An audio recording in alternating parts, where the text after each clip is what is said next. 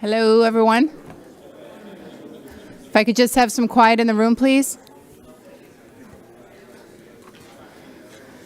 Elder Lawrence Jones, please. There you are. Come on up.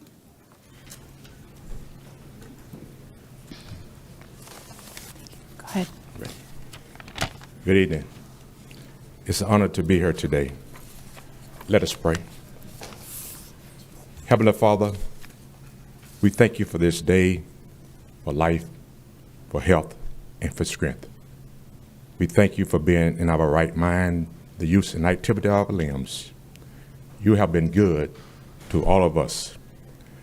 The scripture says in 1 Timothy 2:1, I exhort therefore first of all that prayer, supplication, intercession, and giving of thanks be made for all men, for kings and all that in authority, that we may lead a quiet and peaceful life with all godliness and honest. For this is good and acceptable in the sight of God, our service. So, Lord, we pray for men everywhere. We pray for our president. We pray for our governor. And we pray the blessing on this county commissions. The county mayor, the county manager, the county attorney, and all the leadership in Brevard County. Father, I pray your blessing upon this county, every employees, every law enforcement, every first responder, a blessing upon every business, place of worship, and every residential in the city, in the county. The scriptures say in Psalms 127:1, except the Lord keep the city, the watchman wake in vain. O Lord, keep our county, and bless it the more, and let it prosper and grow. And I ask all these blessings in the name of our Lord, Jesus Christ. Amen. Amen. Thank you so much. All right, and with that, I'd like to call this meeting to order. I'd like to welcome everyone to the Tuesday, April 5th Board of County Commission meeting. Commissioner Pritchett. Join us for the pledge. Pledge allegiance to the flag of the United States of America and to the republic for which it stands, one nation, under God, indivisible, with liberty and justice for all.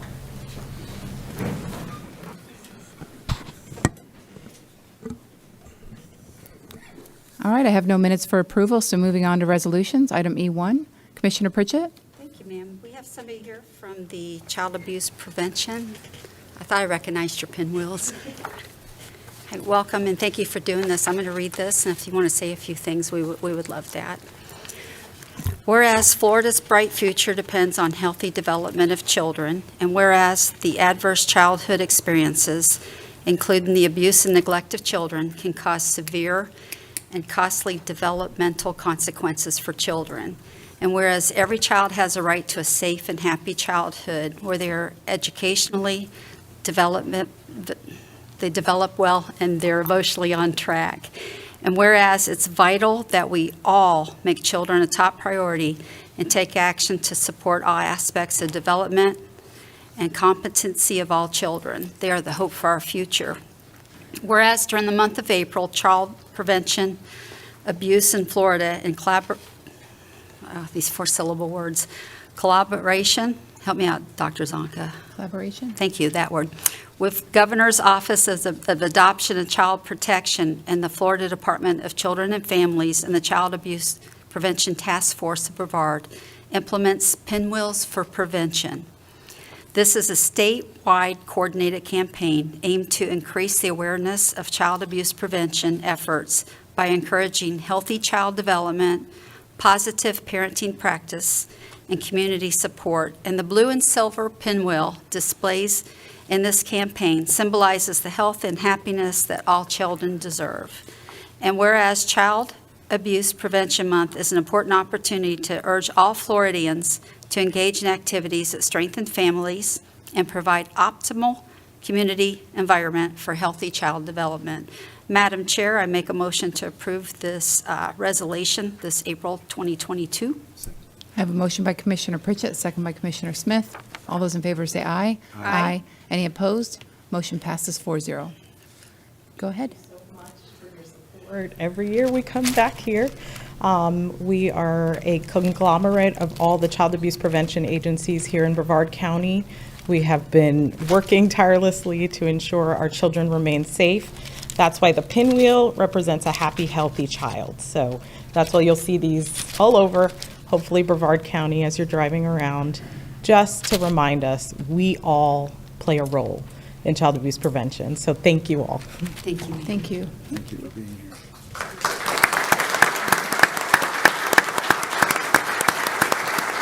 It seems like we just did this like 2 months ago. I know, it's crazy.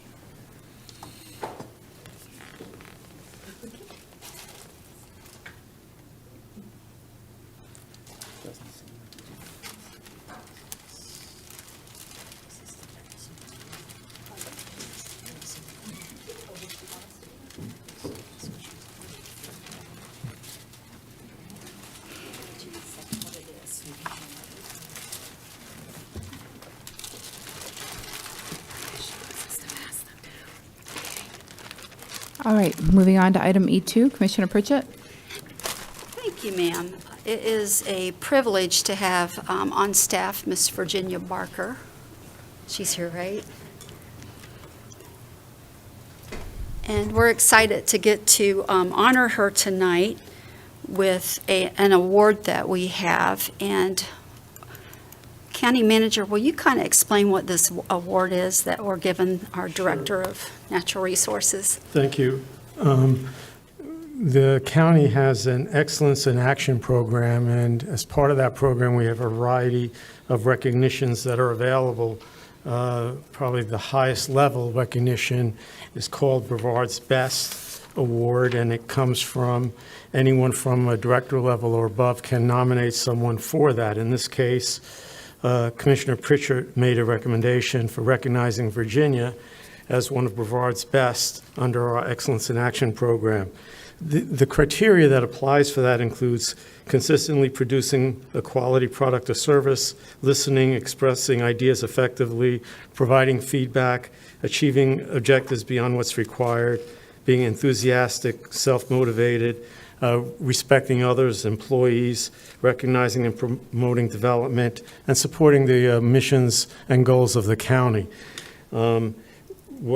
What was specifically stated by Commissioner Pritchett in requesting this as making this recommendation was Ms. Barker has scrupulously managed a $283 million plus budget to date, successfully trained new staff in Natural Resources Department that's contributed to positive results in improving the health of the Indian River Lagoon, where we are aware of her tireless efforts and the great responsibility placed on her shoulders. Ms. Barker is always professional and works well with the Board of County Commissioners. So we are bringing this recommendation forward and seeking the board's approval, and we are very happy to recognize Virginia for what she's done for the county and all the citizens of Brevard. Thank you, Ms. Barker. I want to say that for the last few years, all the things that you've had to maneuver through, and especially with elected officials, you've had to probably take as many hits as elected officials. And you've been very focused on what you're doing. You're strong in what you do. You allow us to have opinions and have voices. You let everybody help participate with this. And I think you hold your office very honorably. And I do appreciate everything you've done, and especially the last year or so, all the things that you've had to really push through, because this is not an easy assignment, and I just want to say thank you for that. Yeah, I would just like to speak to that. You've been wonderful to work with for the last 7 years, and we put in a lot of time going to meetings back in 2016 when the ballot initiative was coming up for the half-cent sales tax. So I don't know how we could have ever gotten anybody that cares more and does more than you did. So I just want to say thank you. And I want to personally thank you. I mean, in the beginning, I think, it's hard when you don't always agree, but, I appreciate not just your knowledge that you were able to share with me, but just your willingness to listen. And I appreciate, what you've had to endure the last 6 months to 8 months. And I think that no county employee should have to endure that, because unlike the rest of us, you really can't defend yourself. And it's up to us to do that. So keep us informed. I would just say moving forward, don't let people say or do things that hurt you, because it hurts us and it hurts us as a county. And nothing, I think, bothered me more than to see that happen. And I felt helpless for you, and I don't think it was deserved, because I think you worked very hard. You've worked very hard to get where you are, and you work very hard every day for this county. So I just appreciate everything that you do. So thank you. We're all going to go down. Sure. Photo with them.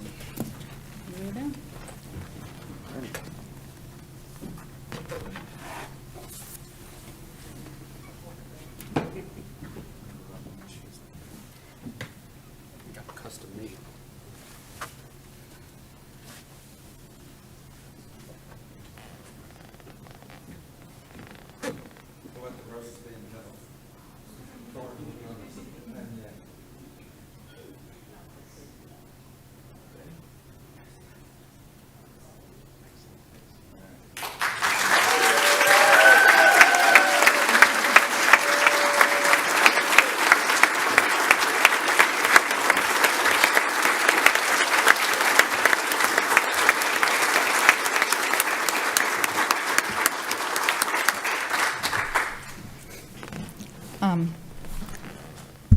I want to thank the board, and I want to accept this on behalf of the Natural Resources Department.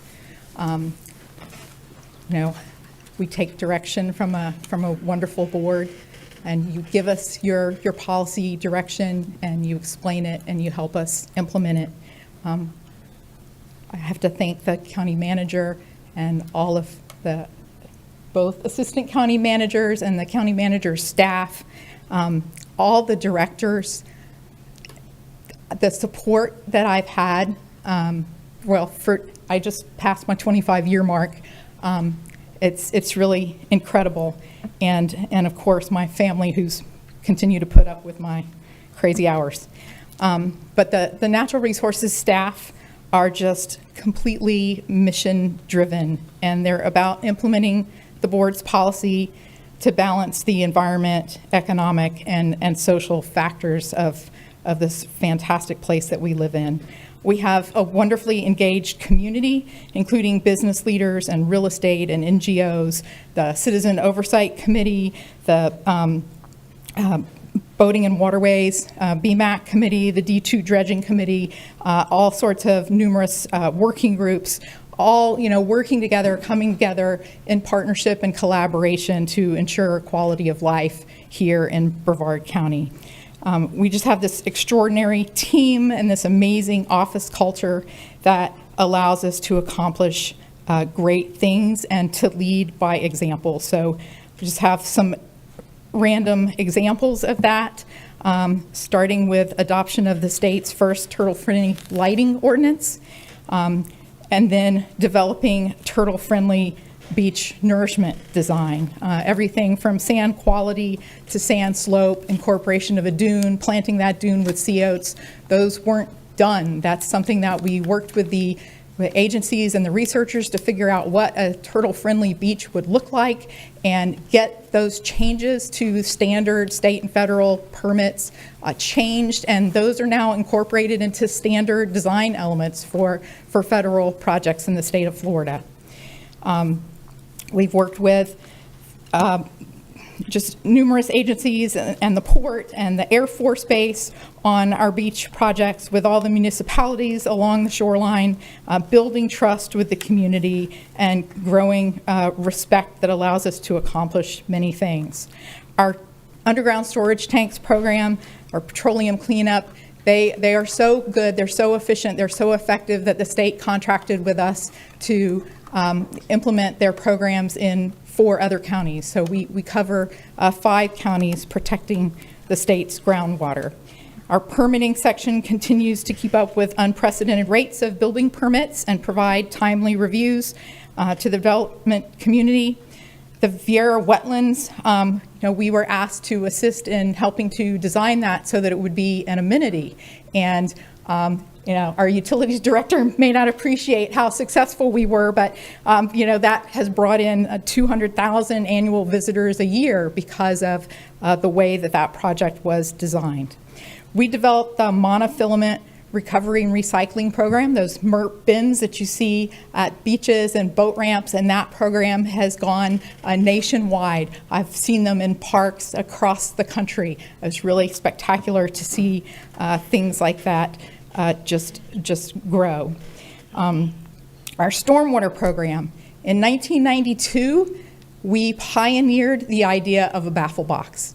It was the staff's idea to add baffles to a regular sediment box and improve the reduction of sediment flows. And that's one of the most standard best management practices in Florida and around the country now.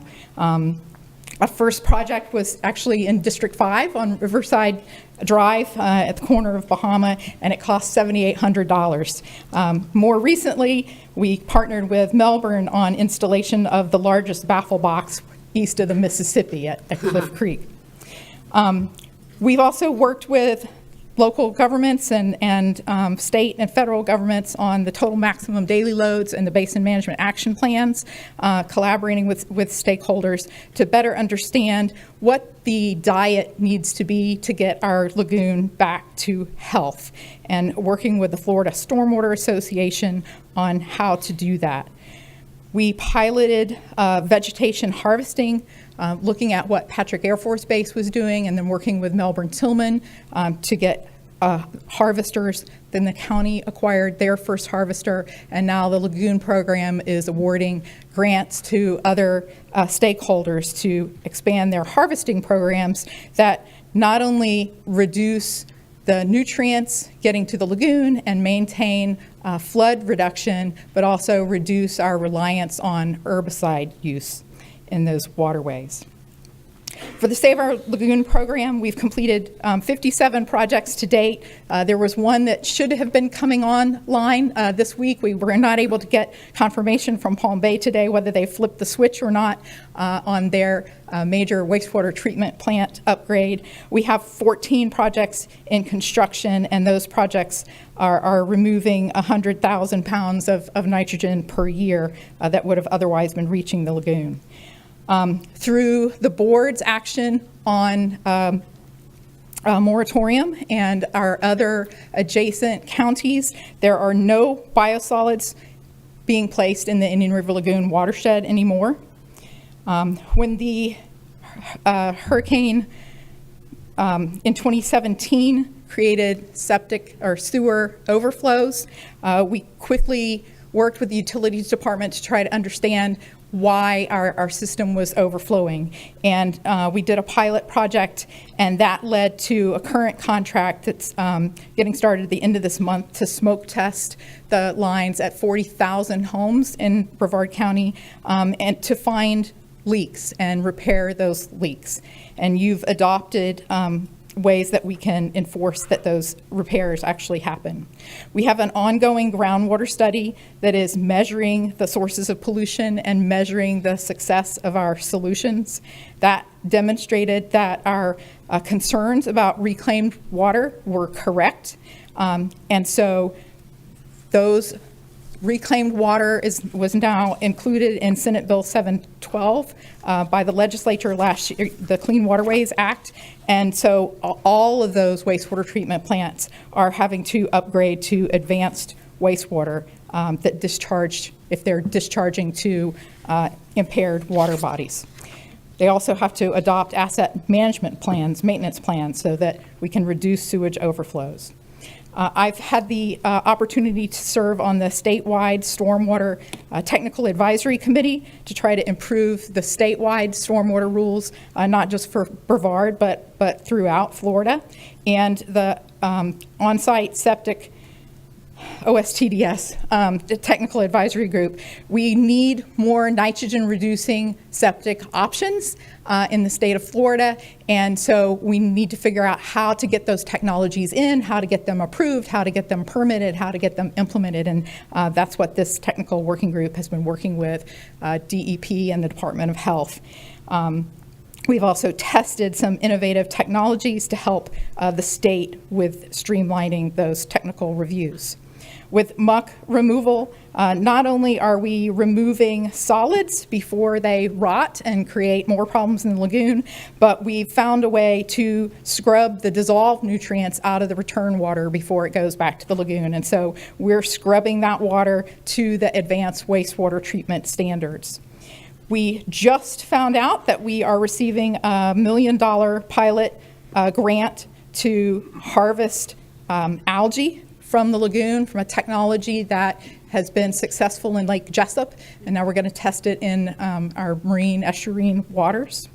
So I want to thank you. I want to thank you for the opportunity to be the Natural Resources Director and to lead this amazing Save Our Indian River Lagoon program. It's been a great honor, or continues to be a great honor, to hear citizens' stories about how they connect with the lagoon and why it's so important to them and their families, and their connection to this incredible place that we know as Brevard. That was illustrated to me when we cranked up this oyster gardening program several years back. And the first training, we had signed up about 25 volunteers, but 76 showed up. And it's just been like that ever since. We've had over 1,500 participants in that program, including elected officers. Just an amazing community support for what we're trying to do here. So we're making progress, we're following the data, we're sharpening the saw, we're developing new technology, we're adapting as we learn more, and great days and great things lie ahead of us. So thank you very much. You're welcome.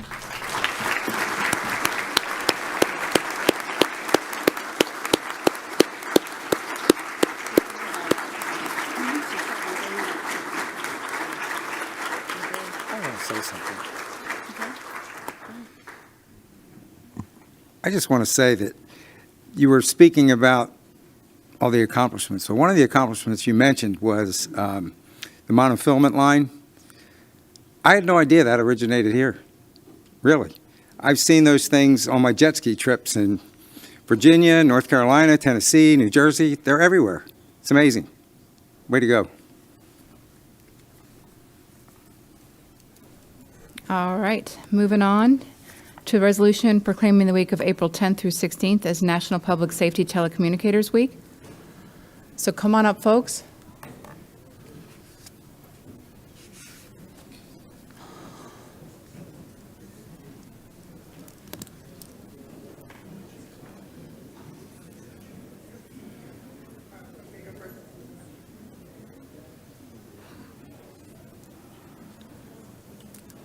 I told you, Sheriff, not to come without that dog.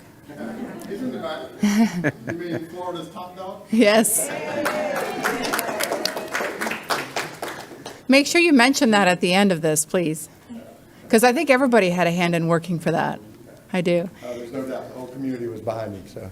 All right, I'll let you introduce your team after I'm done reading this, if that's okay. Well, many of them that are standing here with us are the people that are being recognized, the people that are being honored, and rightfully so, our telecommunicators that are truly the first line of defense for our citizens. They're the ones that our citizens are talking to when they call in and working with them, and they feel every call they get. They are working it from both ends, trying to help our citizens and also helping our patrol deputies, our police officers as they're responding to these calls. So what you see standing is just a small group of our telecommunicators for all of our law enforcement and fire rescue operations within the county. And to say that these people are heroes is really an understatement. They are perhaps the people that hold us all together the best. They are the glue that is making these calls work, is saving lives, and they do not get the credit they truly deserve.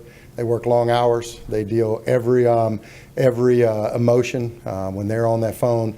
At times, I think they feel helpless because they can't be there on scene to actually get their hands in and help. But they don't realize what they actually do, and that is they save lives each and every day. And we love them. We're proud of them, and we owe them a great debt of gratitude. So, Chief, I don't know if you want to add to that, sir. Without a doubt, they are our lifeline. The firefighters and the deputies and the police officers throughout the entire county at times only have the voice in the microphone. And it is truly, as the sheriff said, they are our lifeline.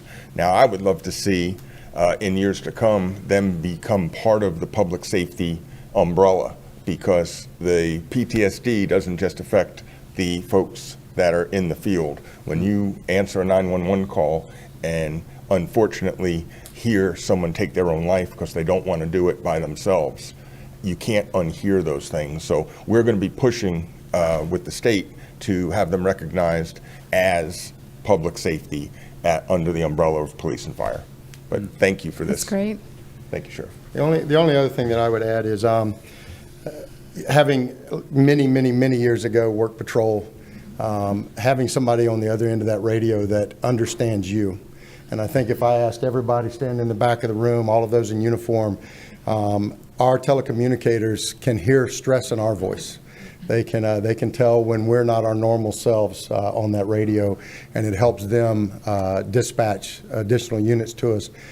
So they're part of us, and they're just an amazing group that, again, thank you, this entire commission, for recognizing them and recognizing this as Telecommunicators Week here in our community, because they're really something else. Thank you. Thank you for coming. I'm glad. I know you're busy, and I'm glad you thought it important to come, because I couldn't do what they do. I mean, people thank me for what I do for my job, and I'm like, no, I think you guys have it so much worse and have to deal with so many, like you said, different emotions. So I appreciate all of you guys. All right, let me read this. Whereas the Board of County Commissioners recognizes that public safety telecommunicators are an integral part of emergency response process nationwide, and whereas the Brevard County Sheriff's Office, Brevard County Fire Rescue, and police departments in Cocoa Beach, Cocoa, Indialantic, Indian Harbor Beach, Melbourne, Palm Bay, Rockledge, Satellite Beach, and Titusville are designated as public safety answering points under the Florida Enhanced 911 Plan in Brevard County, and these agencies employ over 200 individuals as public safety telecommunicators. And whereas the National Emergency Number Association and the Association of Public Safety Communications Officials recognize the week of April 10th through 16th, 2022 as National Public Safety Telecommunicators Week to acknowledge individuals employed in the public safety telecommunications field.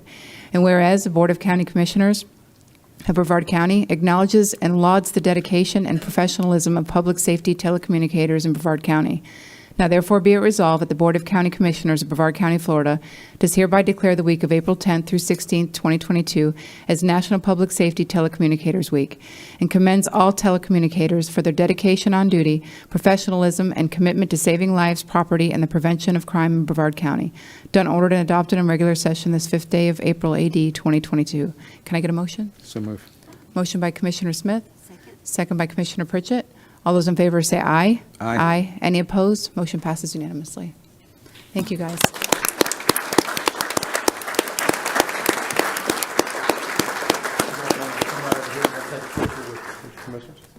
While everybody's lined up, I will say we are hiring telecommunicators to join. Wait a minute, I got it. To join all of these heroic men and women. All of the agencies I know are hiring. If you want to go to brevardsheriff.com and apply, we'll get your information to them. So, Sure, we're at full strength.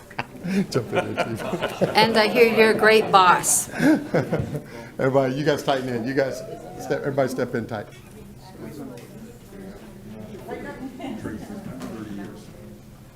Tracy does. Tracy, you have 30 years?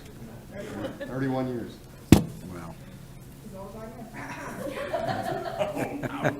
Thank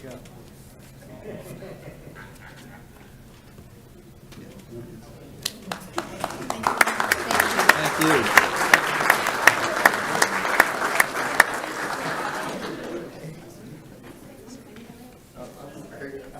We're in the right place.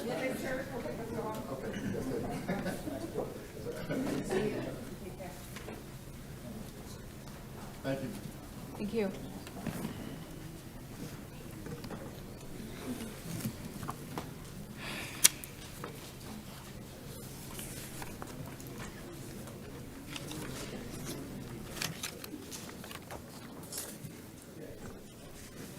All right, moving on to consent. I have some cards on item F5, so I would say we'll pull F5. Commissioner Tobias? Thank you, Madam Chair. I'd like to vote no without comment on.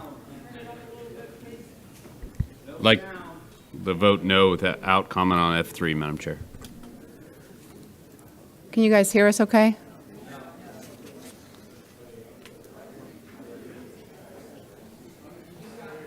Okay, they're working on it. Yours is on. Yeah, Is your mic on? I thought mine was on. No. Yeah, mine's on, madam.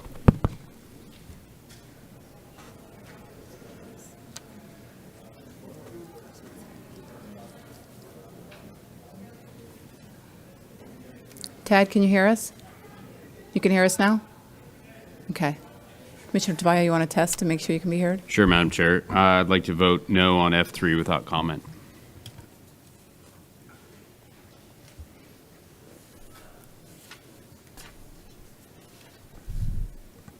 Any more items, Commission? No? So can I get a motion to pass the consent agenda minus F5 and Tobias with no on F3 without comment? So moved. Second. Motion by Commissioner Tobias, second by Commissioner Smith. F5 is pulled, sir. I pulled it. So we're not voting on F5. Okay. All those in favor say aye. Aye. Aye. Any opposed? Motion passes unanimously. Item F5. Yes, good evening, Commissioners. This item was previously tabled from the March 8th, 2022 board meeting. This is a request for the board to make revisions to BCC 67 regarding advisory bodies. The revisions are shown in the agenda packet, include revisions to sections to remove language that's currently now in Chapter 2, which has since been adopted from before, as well as you have also requests to identify the advisory boards that the Board of County Commissioners will require financial disclosures. Currently, we have 4 boards that are filing these financial disclosures, which are listed as Planning and Zoning Board, Board of Adjustment, the Merritt Island Redevelopment Agency, as well as the North Brevard Economic Development Zone. All right, I have cards on this.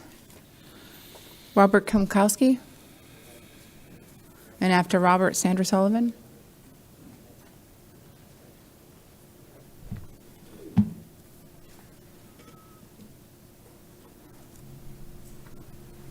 Okay. Good evening. Robert Kumkowski, 7667 North Wickham Road, Melbourne, Florida, 32940, apartment 724. I'm talking about Chapter 2 today, BCC 67. Chapter 2, D1. Any appointed member of an advisory board with land planning, zoning, or natural resources responsibilities has been has been removed from that section, but number 2 says any members of an advisory board whose total budget, appropriations, or authorized expenditures constitutes 1% of the budget of the Board of County Commissions or 100,000, whichever is less, and whose power, jurisdiction, and authority are solely advisory in nature. So would that still cover the Citizen Oversight Committee for Sorrel because their budget is over $100,000? Because I think that being removed would remove the COC, the Sorrel COC, but number 2 would still leave it intact. I'm wanting clarification on that.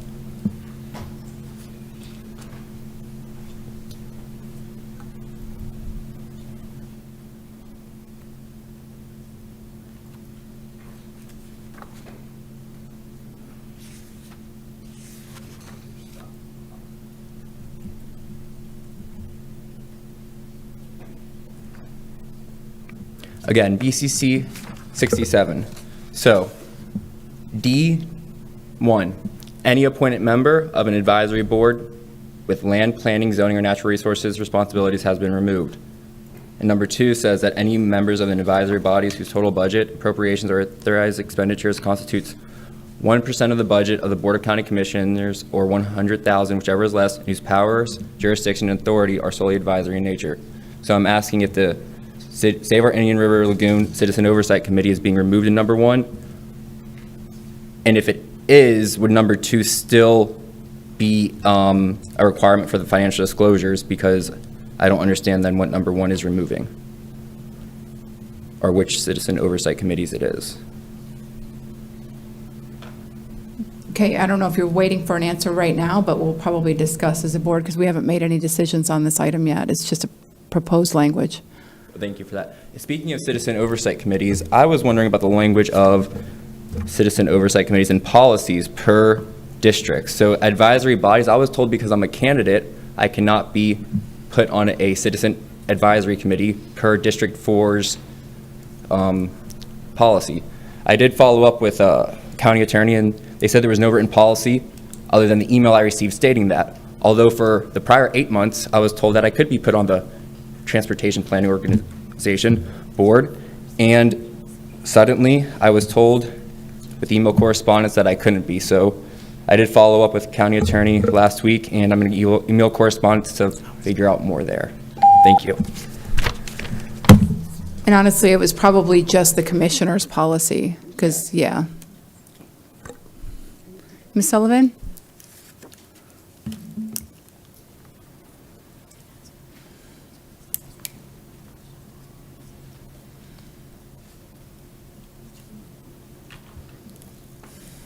Sandra Sullivan, South Patrick Shores. That handout is from an internal audit recommending conflict of interest forms. So as it relates to this, transparency and accountability is a core function of good government. Brevard Commission should be strengthening financial disclosures. And there's a question, we are ambiguous about whether there's an intent here to remove the Save the Lagoon Oversight Committee financial disclosures.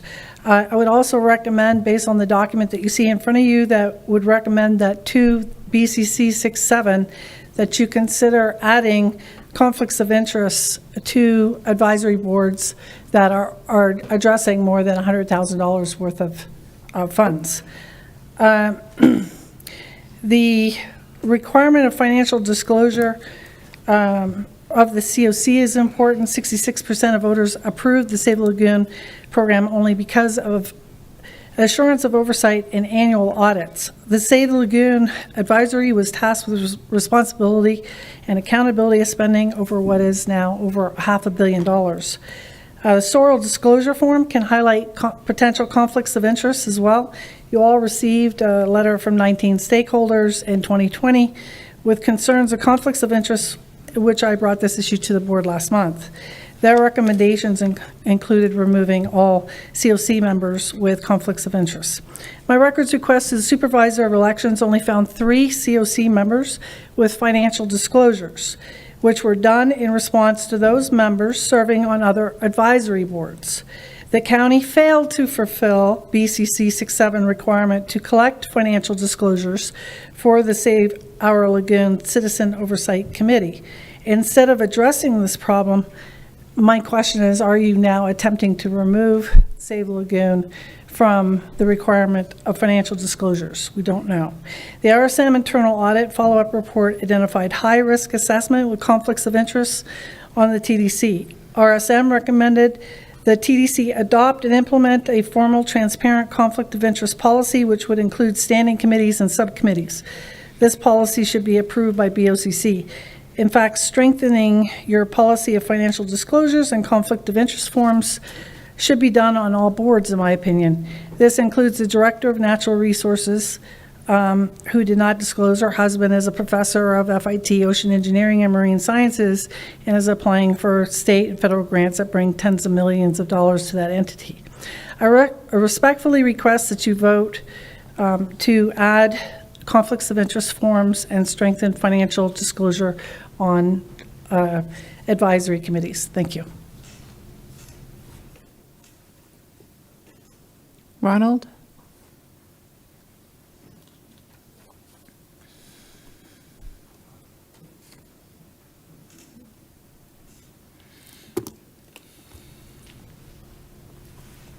I don't think my time should start till I bring up it's Ronaldus J. Jurgudis. I spelt it out. I'm concerned with 5, and it's rather interesting that these 2 previous people who discussed this, there should have been a time stop for no response for the first speaker, no response from the county commission. That's unfair. The clock should have stopped.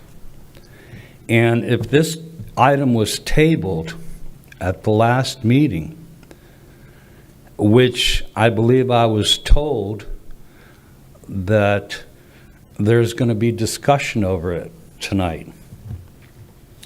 Well, I got a question in regards to what the policies have been in the past for all these boards. And it just doesn't make sense here. What is going on here? We need to bring this out. And the discussion should have started earlier before citizens make the comments, because we are no longer going to be able to make comments on what you are going to decide. Once you decide, we are going to have to give it through citizens' comments. This doesn't make sense. I mean, let's work together on this to make it happen in this community. I know it's tough being up there. I know certain things, but let's make it easy on ourselves, all of us. You are elected by everyone here who is present or non-present. Let's make this a community. This is wrong. It is so wrong. And the first gentleman, with silence on this board, I know you guys got to think this through, but stop the clock. Or do I have to press a button here to stop the clock? I'm upset as a taxpayer. And let's not hide stuff. If we got to bring out disclosure for all these boards that make decisions, let's bring it out. And conflict of interest. There's nothing to hide here. There should not be anything to hide.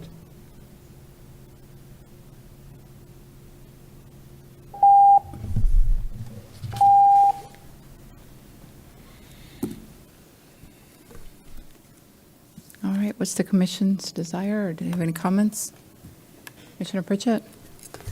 Yes, ma'am. I just wanted to mention that this is it's almost like a housekeeping thing that's been brought by Ms. Jordan B. The COC doesn't have to do financial disclosure, so it's not like anything's being taken away. It's not anything different than what we are doing.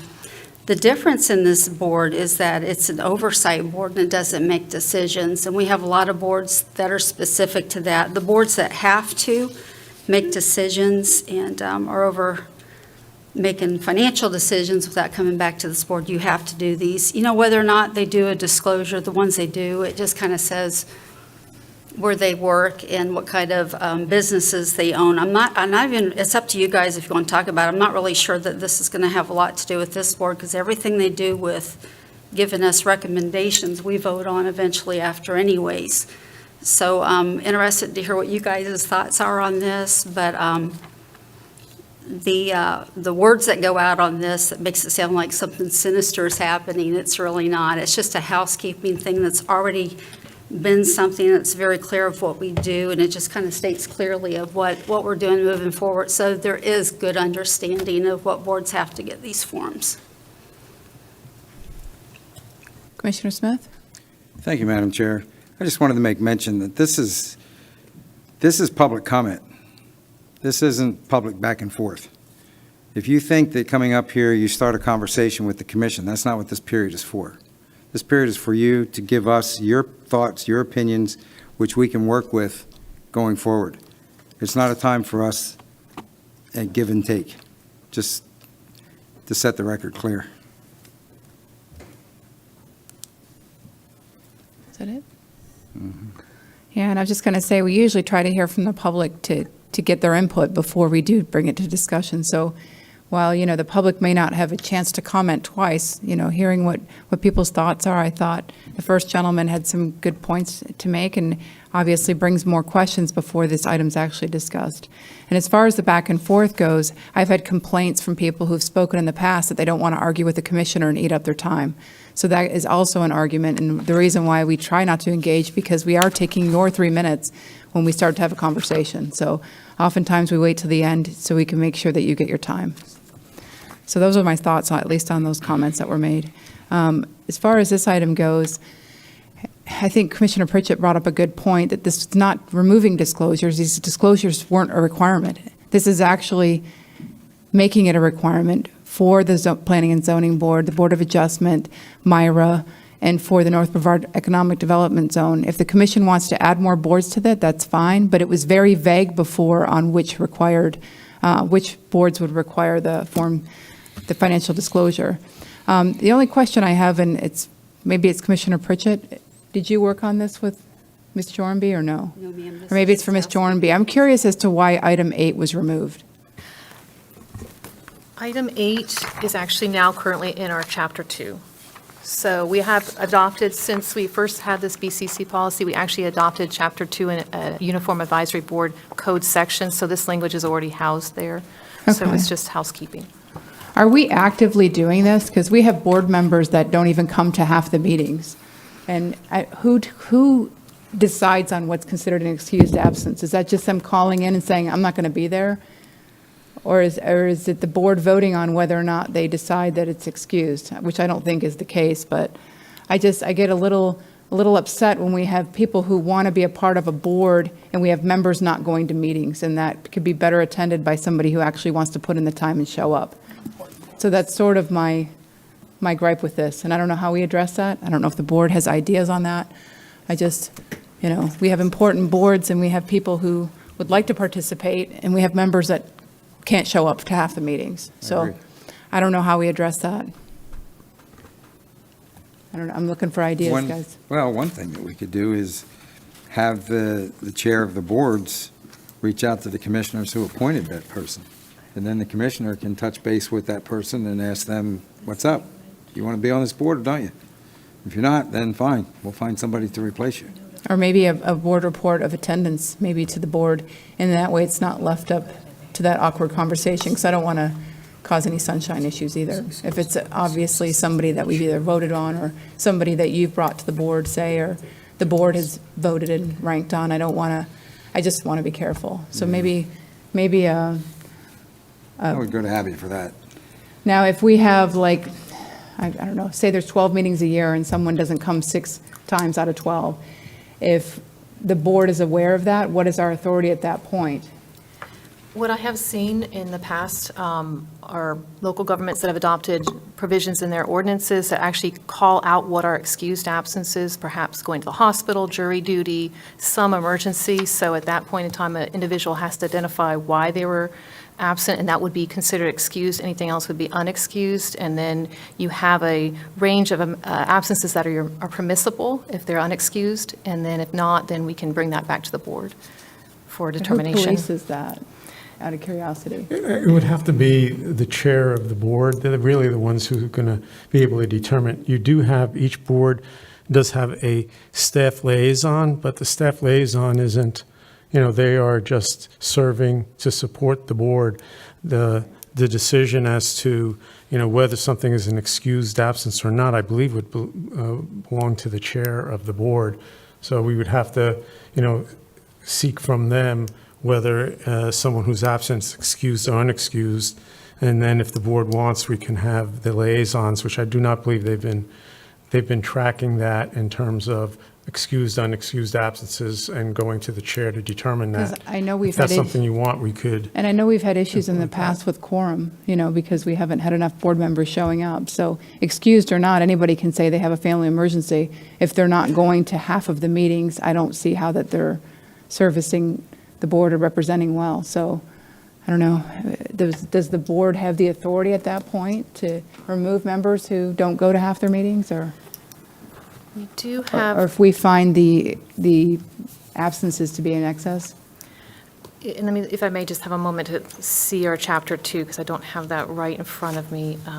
Because I don't like the idea of putting that on the chair of the board either, of I had someone on the P&Z board for one. I had not realized he'd missed so many meetings. I think Commissioner Tobias brought it up at one. I went and researched it. And so I think if I would have known, I would have been able to do something different. So we do have a communication issue here on these important boards. And I think Commissioner So- Tobias had an appointment that went to one meeting and never went back. A P&Z appointment. So, I mean, that's the stuff that I want to, Those are important because yeah. I mean, it's not your fault, clearly, but I'm just saying it happens, and sometimes we don't find out about it till later. Madam Chair? Yes. I don't want to jump the gun here, but I have J1 coming up. In J1, this is a advisory board policy that will hopefully create some uniformity amongst all the boards. Part of that I listed on here as an attendance policy. So Okay. that is one of the issues that All right. clearly needs to be dealt with. And certainly, as you mentioned, it's not just one. Unfortunately, I've had a couple members, but when you have this many boards, and I'm very grateful for the board to cut the number that we've had, but we need to have some uniform policy, and I don't want to leave it on the chair of the board or even the liaison.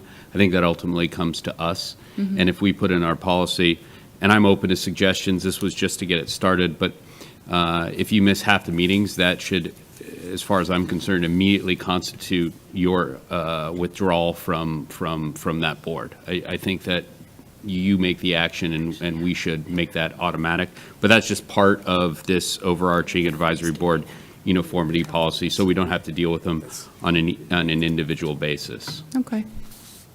Yeah, and we may have to modify the ordinance because the ordinance specifically discusses unexcused or excused absences, and that was the only point I was making, a distinction between excused and unexcused in terms of it would have to be either the chair or liaison, because who's going to determine if an absence was excused or unexcused? If the board wants to move away from that distinction, then we would just have to modify the ordinance.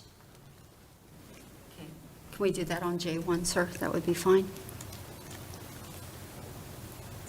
Excuse me? We'll be able to do that on J1.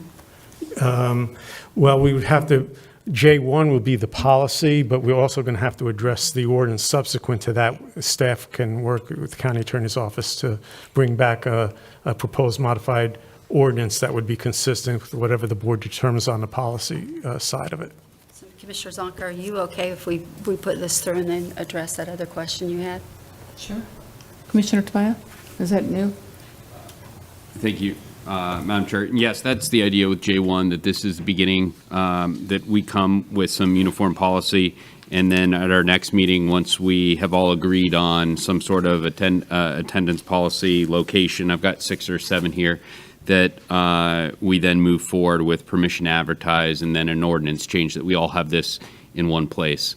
But I didn't want to jump the gun here. I know staff has been working extremely hard, and if I didn't get board approval on this, I certainly didn't want either my staff or the county attorney staff to go through with a whole huge ordinance change if I didn't have the support. So this is just, we'll get here in a minute, but this is just for discussion. If we get if we agree on some sort of overarching policy, then we would have that in writing for our next meeting, hopefully for our next meeting to move forward. So that's all this is, just a discussion period, but ultimately I would hope it would end in ordinance, so the responsibility of removing these type of people wouldn't fall on anyone other than the elected officials. And Ms. Abbey, one more question regarding conflict of interest. Don't we have current conflict of interest, or is it just a declaration, at least for the TDC? For conflict of interest, and that's confusing the financial disclosure, so that's a little different, but that is Yes. actually state law. So, I mean, Yeah. it comes down from the state as far as determining your conflicts of whether you have a special benefit or loss if you vote on a particular item. So that is you have the Form 8B that has to be filed by any advisory board member. That's what I thought. Yes, ma'am. Yeah. All right. Motion to approve. I have a motion by Commissioner Pritchett. Second by Commissioner Smith. All those in favor say aye. Aye.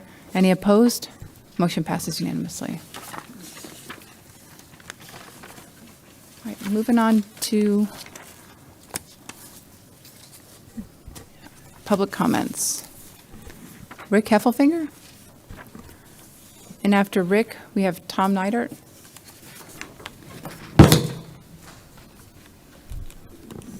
Rick Heffelfinger, 2000 Juniper Drive, Cocoa, Florida, 32926. I guess I'm a little confused. Did we just pass J5? We approved the change to BCC 67? Do you answer any questions, or, because I'm confused? We did, right? Yes. Okay. Now, you said that you don't question and answer. I submitted a question concerning whether that item would impact and remove people, and I'm not quite sure I actually got the answer. I mean, you talked about worried about members and whether they're going to attend, and that's kind of talking about stuff that's not really what we're worried about. We're worried that it looks like that you're blocking the ability to find out about the people that are making major decisions, and it's all about the soil, right? I mean, that's where this whole thing started. Somebody started asking questions, people have been digging, so you see the stuff online, and then you're very ambiguous about the answer to, I mean, I asked the attorney in an email. That's a written request. It's not a document request, but I had a question and I sent it, but you still don't answer. I mean, do I have to do a records request for a records request? Or do I need an attorney? I'm starting to think I need an attorney, or maybe the ethics, state ethics, because this really looks, you know, Commissioner Pritchett talked about the appearance of, you know, trying to, it's not sinister, it sure sounds sinister. I mean, we not long ago just tried to remove somebody from the COC because she was asking questions that you didn't like. And you were going to summarily dismiss her in a motion that came up completely out of order. Does that look sinister? Does that look like you're hiding something? It sure does. So I don't know, you're talking about, you know, you can't even get people to sit on these boards. Half of these boards, do they have minutes? I know that COC, they have minutes. Do these other boards have minutes? I thought Sunshine required they have minutes. I don't know. I don't see any minutes for those people.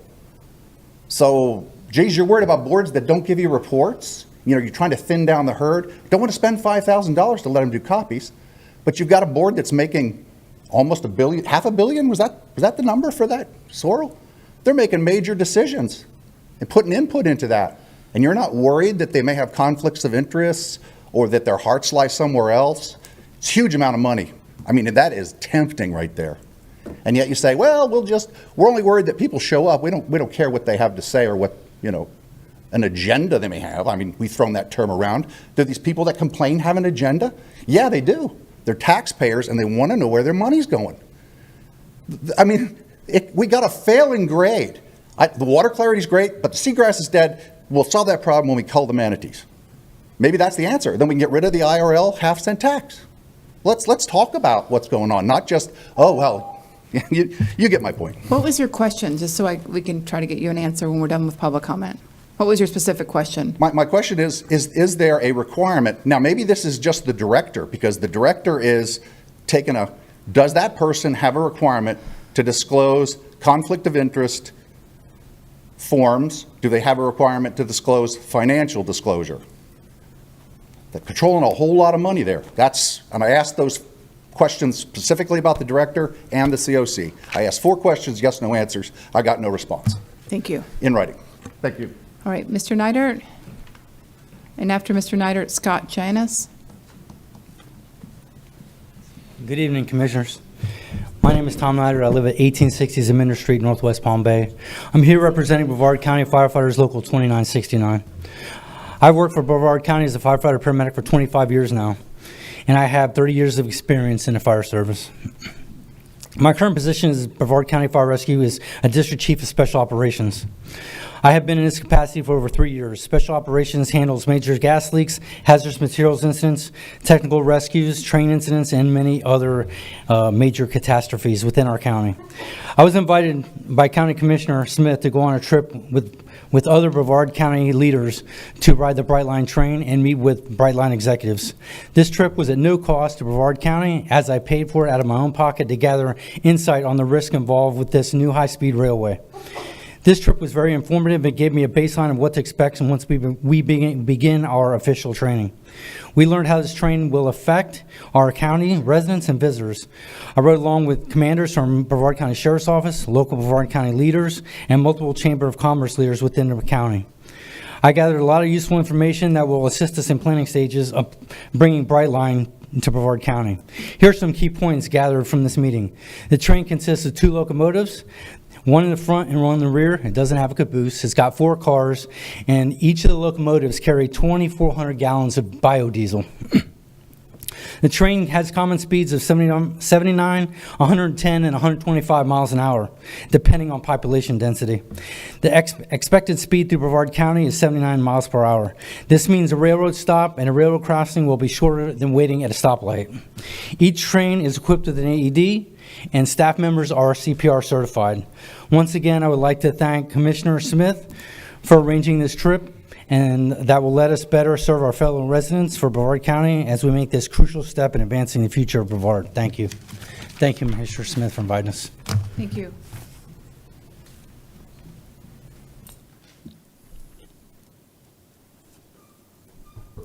Good afternoon or good evening, Janice Scott.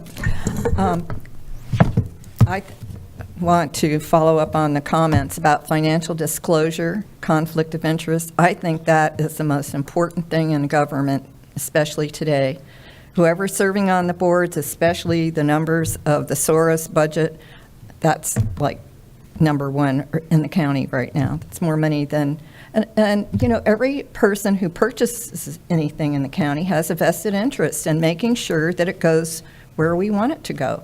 And if you're collecting too much money and don't have anything to do with it now, suspend the collection for a while. Thank you on that topic. So I mentioned the last time I was here about the parks and the truth and taxation. I really oppose, and I'm going to say it again, that one taxing authority should not be doing things for another taxing authority. And specifically, it has to do with the parks and doing the properties for the school boards. And I think, Commissioner Zonka, you mentioned that, the interlocal agreements. Well, the things with these schools, many of these schools, they lock down now. You know, that was a thing of days of old. They lock the schools down now, and the public does not get to use those properties. The parks, just to review about why, just for the central parks, it's at over a $10 million budget. 5,000 acres are of parklands. I hope that Commissioner Tobias would be looking into some of this as well. This 5,000 acres does not include the Eels properties, but once again, if you believe that the kids in the neighborhoods are using these schools that the county's maintaining the parks, no, they're not. Also, I understand that the schools are thinking of increasing their millage. All the more reason that there should be just some truth and taxation about this. What are we paying for the schools through the county general fund? The city of Rockledge has 4 properties. The city of Cocoa has 9 properties that the county's managing in Cocoa. I'll just move along here, not to bore you to death, but there are I lost my here the school board owned properties is over 40 acres that the school board actually owns that the county is paying to maintain. So I just really would like you all to take a look at this somehow, some way, ask for a report, and just make sure that the taxes are separated out and allocated in the proper bucket. Thank you. Thank you. Ronaldez?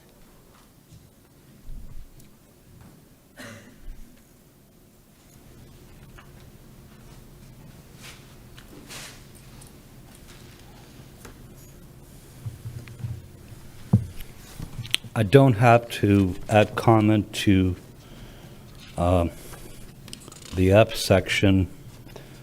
because people brought it out further that spoke here. However, I am disappointed.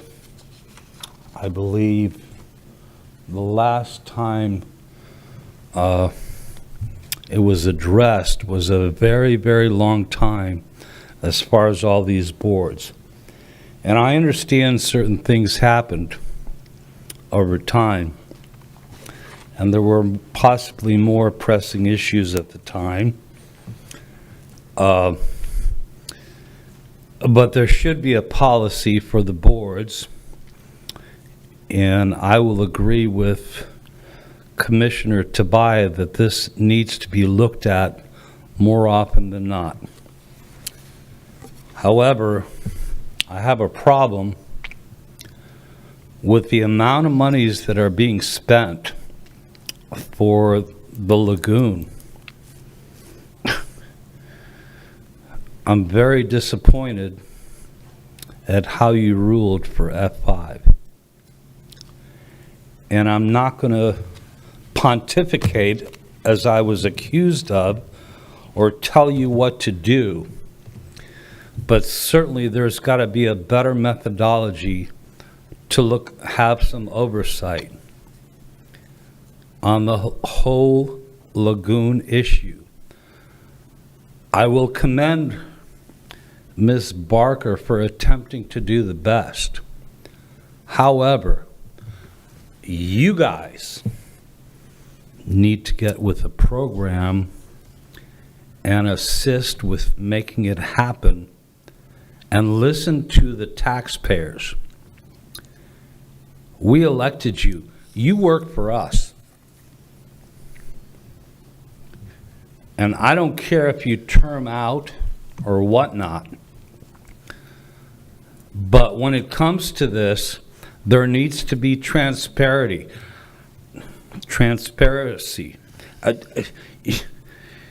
We spend all this money, and I can hear the excuse from public workers that I'm a voter too.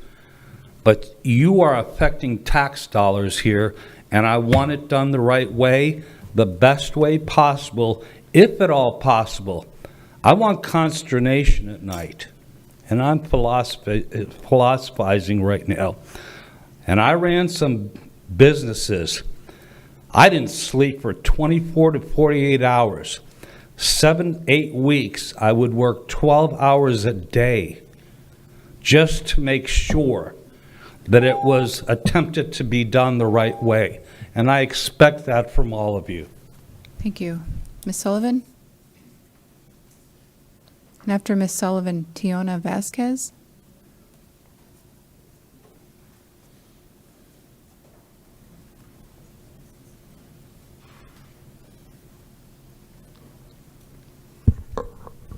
Sandra Sullivan, South Patrick Shores.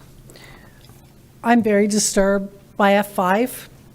I'm going to read on public record. It says any appointed member of an advisory body with land planning, zoning, or natural resources responsibilities. Last time I checked, Sorrel Citizen Oversight Committee is an advisory body that is under natural resources. Now, the optics of giving the Director of Natural Resources an excellent award for contributing to positive results of the health of the Indian River Lagoon, given the continued decline of lagoon seagrass, now at 96% gone.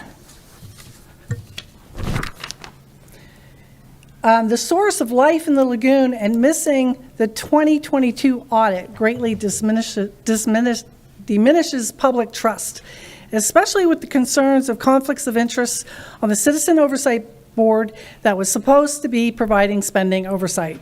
I'll call this award gaslighting propaganda like you'd see in a communist country. This is on top of a commissioner ignorantly suggesting to cull federally protected species, a commissioner that sits on a state IRL council, a special district. He should know better, given better alternatives. Smith said in an interview the cause of seagrass decline is pollution, is correct. So why is pollution not in our Save Our Lagoon plan? The optics are terrible with an F failing grade on the lagoon, 1,101 dead manatees last year, and countless other species are dying in the lagoon. The lagoon is the worst in Brevard County. This is the MRC report card. Other places are much better. You know what's different? They address pollution. They have herbicide bans. What did we do here in Brevard? We increased our herbicide budget by 2.5-fold in October. We are the only one with a tax. We're spending the most amount of money.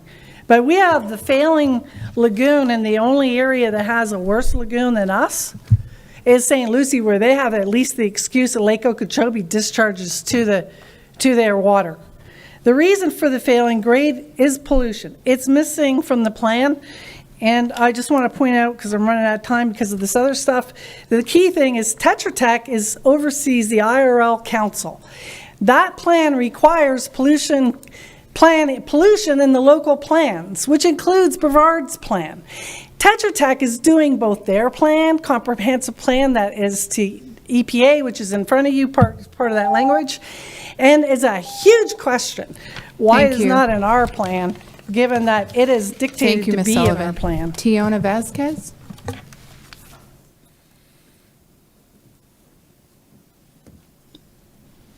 Hello, my name is Tiana Vasquez. I'm sorry, I didn't mean to say it wrong, I apologize. Oh, no, you're fine. I'm a little bit nervous, sorry. Don't be nervous. All right. So I came today to talk to you guys because there's a problem. I'm homeless. I live at a hotel on 192.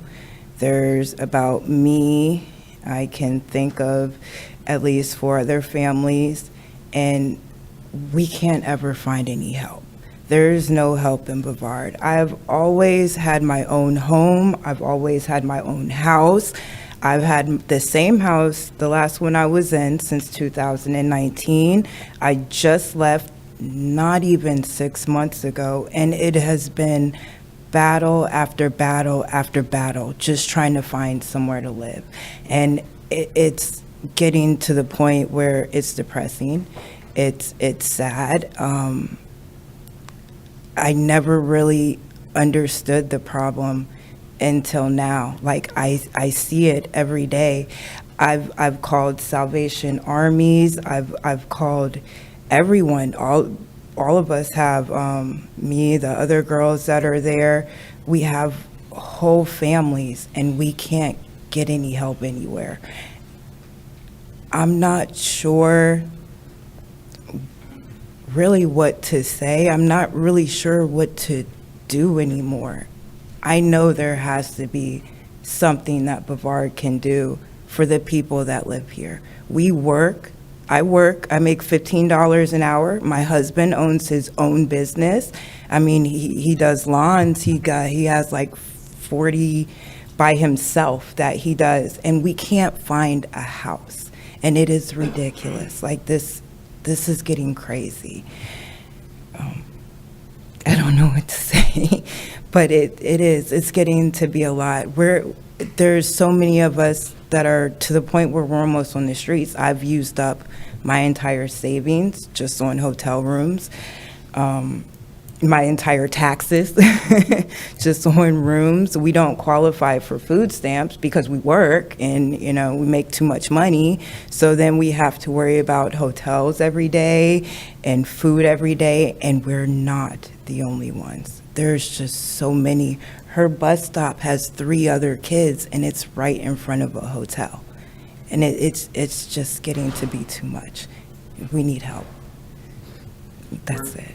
Where does she go to school? Kristen McAuliffe in Palm Bay. If you want to reach out, where's Adrian? In the back.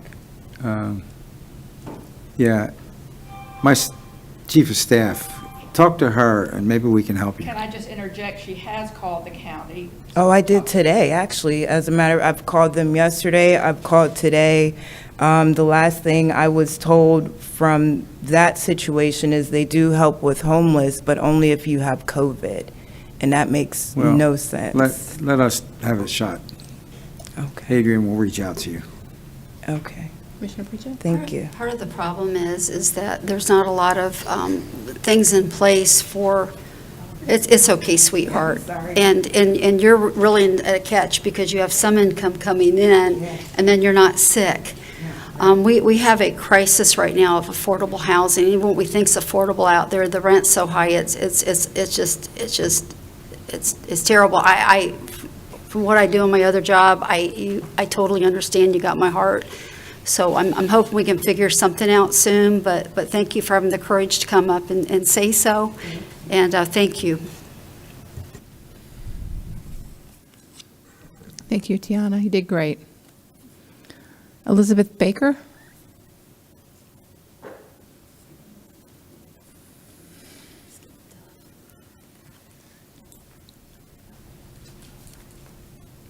I'm seeing.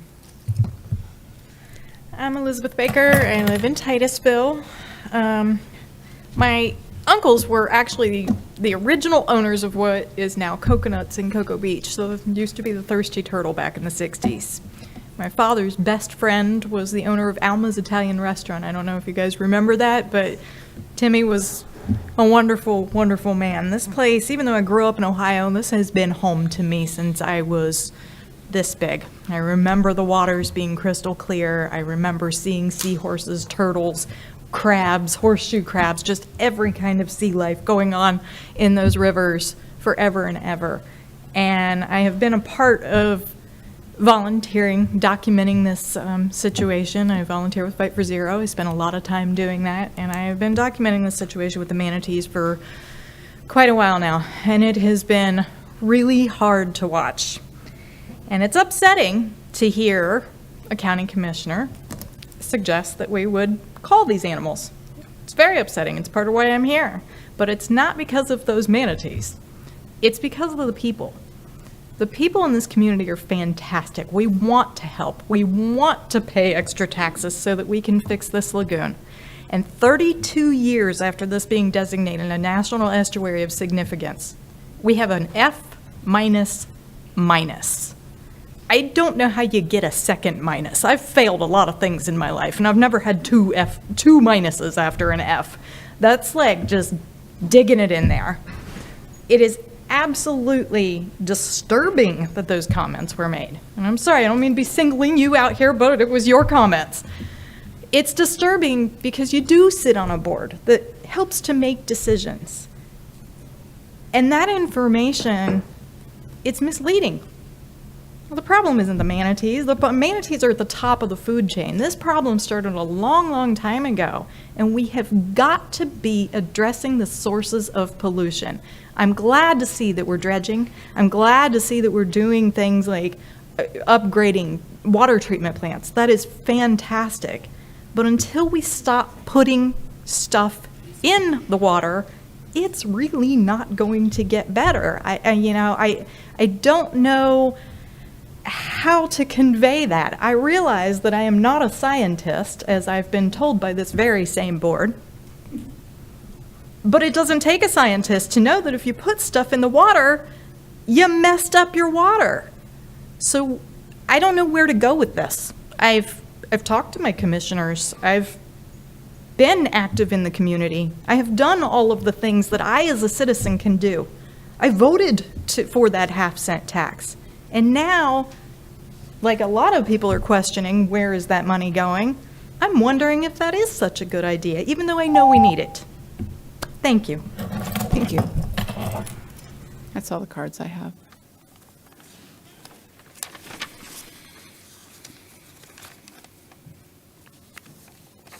All right.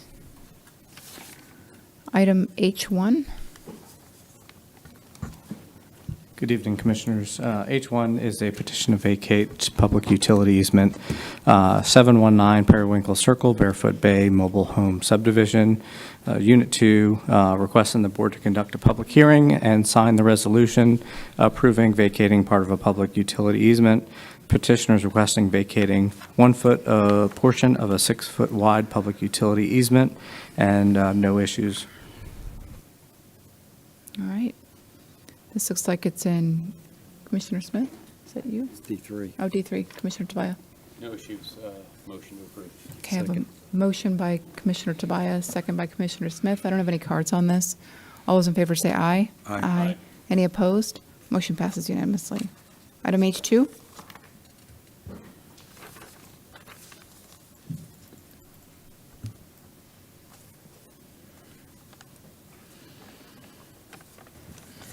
Good evening, Commissioners. This item requests approval of the third quarter budget supplement. And this mid-year budget supplement gives departments and funds the opportunity to adjust their projected balance forwards that were developed months before the closeout of the fiscal year. So attached to the agenda, you have a copy of all the budget amendments as well as the advertisement that was published in the Florida Today. I'd be happy to answer any questions. I have a motion by Commissioner Pritchett, second by Commissioner Tobias. All those in favor say aye. Aye. Any opposed? Motion passes unanimously. I have no unfinished business. Item J1. Commissioner Tobias? Thank you, Madam Chair. And as previously said, what I'm going to ask for here is sentiment of the board, obviously dealing with sunshine. I haven't, nor would I ever reach out and ask what your opinion. So this is to bring some uniformity to the boards, at least as many as we can, because obviously they're extremely diverse. I want to begin by saying thank not only this board for indulging me on this quest to thin the herd a little bit, but which we'll get to in a minute on J2, but with hearing these issues. But more importantly, the staff does a fabulous job on all of this stuff. And the fact that they're so complicated, they're so diverse, the reporting is different. I don't think many of them get credit for the work that they do because, quite frankly, we don't require much of it to come back here. So my goal is to create some uniformity so we're able to look at which ones function the best and maybe use some of the best practices on the ones that maybe aren't doing as well as others. So again, I'm going to ask here, because this is very complicated, all this stuff is all over the place. But before I, and staff and the county attorney's office got into the hard work of amending or in fact creating a new ordinance, I wanted to see where you guys were on a whole bunch of issues.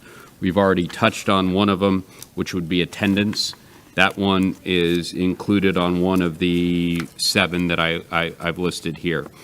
I want to point out this would not include boards which are otherwise required by Florida statute or federal law, or are partnership boards not exclusively comprised of county appointments. So together in partnership, which consists of other members representing 16 agencies, we don't really have jurisdiction, singular jurisdiction over these. The Commission on Aging, again, that one consists of 15 different agencies, as well as the Indian River Lagoon Council, which has 5 counties. So again, I want to point out just what a wonderful job staff has done on this stuff. And I think in the long haul, this may make things easier for staff. And certainly, I think it will be easier for us to make policy decisions. So the items that I have down here are ideas that not only came out of my office, but I've been listening up here to other members of the board and including that of the public.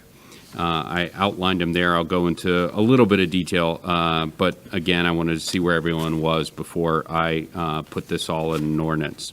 So the first one would be, and this came from D1, a limit of the meetings to quarterly. Now, there may be a few that may not fit into that, that have been pointed out, but I think that that's probably for funding, for cost's sake, probably a good one. All meetings to be held at county government facilities, another good idea that I think came out of D1. All meetings be held during normal business hours to keep staff time down. Here's one that I put down that I think is pretty important, certainly for my stake. An annual written report for each board, and I have a sample that was included in the packet. It's just one page, and I think that this would not take any extra time out of staff, but it would A, create some uniformity, and B, we'd be able to see what was going on if they don't reach out to us directly. This may actually be a time-saving mechanism. This could be put on consent once a year. It just includes the meeting dates, accomplishments, recommendations, or things that we can do better as a board, as well as goals they may have for the upcoming year. Again, one page. And this is just a sample. It certainly can be changed. The more important ones, though, from my perspective, would be the limit on staff time and expenditures. Now, this mirrors what we did for some of the parks ones. This included an hourly cost as well as a CPI cap. Staff time be included with not only attending the meetings, but the research and the communications that they do. And more importantly, that all staff time requests must be made through the chair of the board. I think that that is something that is extremely important. I don't like when staff is pulled in multiple directions by a board, and I think a point person, that being the chair of that advisory board, probably has the best idea of what's going on, as well as an attendance policy that was just brought up today. And finally, a sunset provision. I'm not advocating doing away with any of these things, but I think that needs to be reviewed. The efficacy of these boards, any period, 4 years, 6 years, 10 years, but right now they're indefinite, and I would like to see the board or future boards make determinations if that is the right way to go. Again, this would require an absolute ton of time because these are boards under different policies and ordinances and different jurisdictions. So I wanted to see where the board was on any of this stuff. If you guys are in general agreeance, I would like to work with staff as well as the county attorney's office to bring something back that we can look at and maybe put forward permission to advertise the next. So normally we have that first step, permission to advertise. I'm taking even a step before that to see if you guys are interested in doing this so we could put it down in writing for the next meeting and then permission to advertise and then go through the whole process. So I wanted to see where everyone was.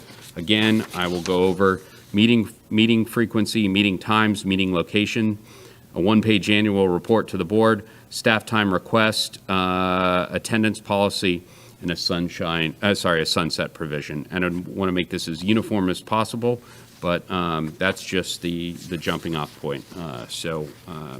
I included a handout as well as to the boards that I was looking at, the number of meetings they had, the potential annual costs, and see where you guys were on this one. All right, I have one card, so now that you've introduced the item, let's hear from the public. Ms. Janice? I think I read your name backwards the very first time. I apologize for that. That's okay. I only wanted to ask Commissioner Tavia, when you go and do this draft again, I hope that you will not restrict all these volunteer advisory committees to daytime hours for the convenience of the staff. I mean, I think the county employees could get comp time, the people that are hourly maybe get time and a half, like if it's a quarterly board, because you don't want these boards to all turn into people who don't have a job. People who have a job and work, young millennials with families, they're not going to come here at 2 o'clock in the afternoon. Thank you. At least I don't think they will. Thank you. All right, I have no more cards on this item.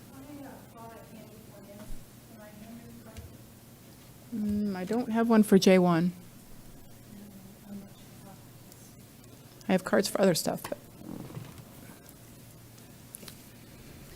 In looking through the soil audit concerns, in God we trust, and all others we audit, I have looked into and gotten records regarding the audit committee. And in the annual direction in the contract, it specifies the direction that they give RSM. So there's a couple of these boards that are non-mandatory that I believe are very important to transparency and accountability. The Audit Committee, the Citizen Budget Review Committee, Investment Committee, Employee Benefits Advisory Committee, for example, the Housing Finance, the ones that deal with monies. So I've been attending some of the committees, for example, the Citizen Budget Review Committee. Very interesting information coming out. So I would not like to see these important boards sunset, because I think they're very important to accountability and transparency to the public on how monies are being spent and having feedback. I know the board chair of that budget review made one recommendation in 1 year that saved the county over a period of time about $70 million. So the other recommendation I would make as you're looking to create some policy here is that for the P&Z board, you recently put alternates on it because you couldn't get quorum. And I would recommend, I know that the budget review meeting, the budget review committee chair had made that recommendation here. And it seems like it would be a good thing to put on the board. So if somebody's not fulfilling their attendance record, then you have an alternate that's being trained. And it often takes time for them to get the experience that they need to contribute positively. So, and I do agree that they come up with recommendations annually. I think, that putting out product in the records requests I did for the audit committee, the direction to RSM for this SORL was the same year after year, the same 3 sentences. So obviously, that needs to be improved and addressed. So as you look to these boards, you can look to things like that and measurable deliverables. Thank you. all right, that's all the cards I have.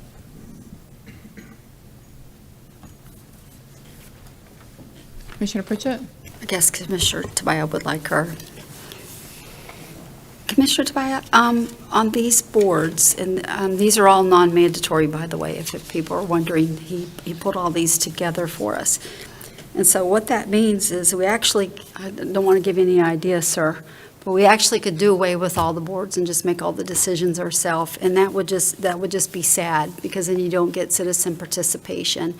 And what I like about some of these boards, well, a lot of them, is they get together and they hash things out. They're just regular people that live in the community, and we get to read the minutes or tune in and watch it. And if we have to vote on some of these items, it gives us a little cheat sheet of knowing what some of the discussions were before it gets to us. It's just a good tool for us to gain more information so that we have the best information we have before we have to make decisions. So as we're going through these boards, Commissioner Tobias, thank you for bringing them so that we can make some of these decisions. I do think meeting frequency is probably something we need to look at. Now, some of them are meeting a lot, but the question is, do they need to? Again, I have, like some of these boards, I have a hard time filling. I can't get anybody to do the Art and Public Places Committee. So some of those I'd be interested in knowing if we have openings on the board, if those are hard ones that we're having fill, because they might not be so necessary to maybe make a formal board, but if people want to get together, they can get together and meet and have discussions. I don't know what we want to do with that. Some of these boards, they have to continue to meet 12 times Board of Adjustment. Some of those that make very strong decisions and give us good information and they actually make pretty important decisions. So I am open to all of these ideas, sir. I don't know how we would sunset them. Would you want them to just maybe come up every 4 years and we make a decision whether the boards continue? I would like to hear your your thought on that. I think the annual report is genius. I think that helps a lot with our communication. Items, the locations, I think is good. You gave me credit for that, and I'll take it, but I'm not sure it was mine. Meeting times, as much as we can during the day, as Ms. Scott said, that could be a little bit of an issue for other people, but if they can't meet during the day, maybe we just cut the meetings back to quarterly so that we don't have that issue as much. But sir, thank you for bringing this. I really think it's a good thing that you're working on these. I appreciate it, and I bet you're a little surprised we're in so much agreement with you this time coming through. But I do want to state as well that advisory boards are just regular people that come together. They don't make financial decisions. They hash things out. We listen to the information and we make decisions. Therefore, it's not always important that they're doing those financial disclosures, because you're going to find a lot of people that don't want to get that much information out when they're coming in just having discussions. I would never do it on the library boards. There's just people getting together. Anybody who's making financial decisions that don't come to this board, and we can't look at those things, and it's required by law, we have to do those things. So I just wanted to state that, because I've heard that more than once. Any director that's working on these things, they have to do financial disclosures. So there's nothing here that's not being considered as far as protecting, especially us having to be responsible for this, of knowing that nobody's done anything that we're going to have to go back and figure out. Conflict of interest has to be done anyways. So I just wanted to state that while we're here right now. I had a little opportunity and I wrote a little note, so I wanted to mention that. But Commissioner Tobias, I support you on this, but I am interested on how you're going to manage the sunset provision. Commissioner Smith? Thank you, Madam Chair. This is a lot to consider, and I like some of your ideas and some I don't think are necessary, so I really need to dive into it a little bit more, but I think it's an interesting conversation to be had anyway. Commissioner Tobias? Thank you, Madam Chair. And this is a work product that certainly can be improved upon, but it's a heavy lift that not only would come out of my office, but would require a great deal of work by various liaisons for these boards, as well as the county attorney's office. And this certainly isn't a perfect work product, but again, that's why I brought it here. And, you know, the sunset, I don't expect folks to come here every 4 years, but if they issued a one-page saying why they need to continue, that would meet my criteria. But we could all put that, we certainly all could put that in the document. The issue is we have a number of boards, and thankfully we've gotten rid of some that haven't met for years and years and years and years. And had we had that in here, they wouldn't have given us a report, and we probably would have done away with some of the ones that we currently have done away with. So I think there's some good suggestions that have been made. I think there's probably even a better way to do this, but I'm going to go ahead and bring together a work product for you guys. I don't know that I'll be able to accomplish that within the next 2 weeks, but certainly by the meeting after that on those. And I ask that if you have other bright ideas or ways to handle things like attendance or meeting times, certainly bring those forward. I'm not married to any of these numbers. If you decide that 6 is better than 4, I'm more than willing to go with that number. We have some of these meeting double that are not necessary. And you mentioned one that meets 12 times a year, but you have trouble finding folks to fill those positions. So obviously we have some problems. But I appreciate the direction. I look forward to more input, and I will bring something back to the board so we can make a consideration before we move forward with an ordinance.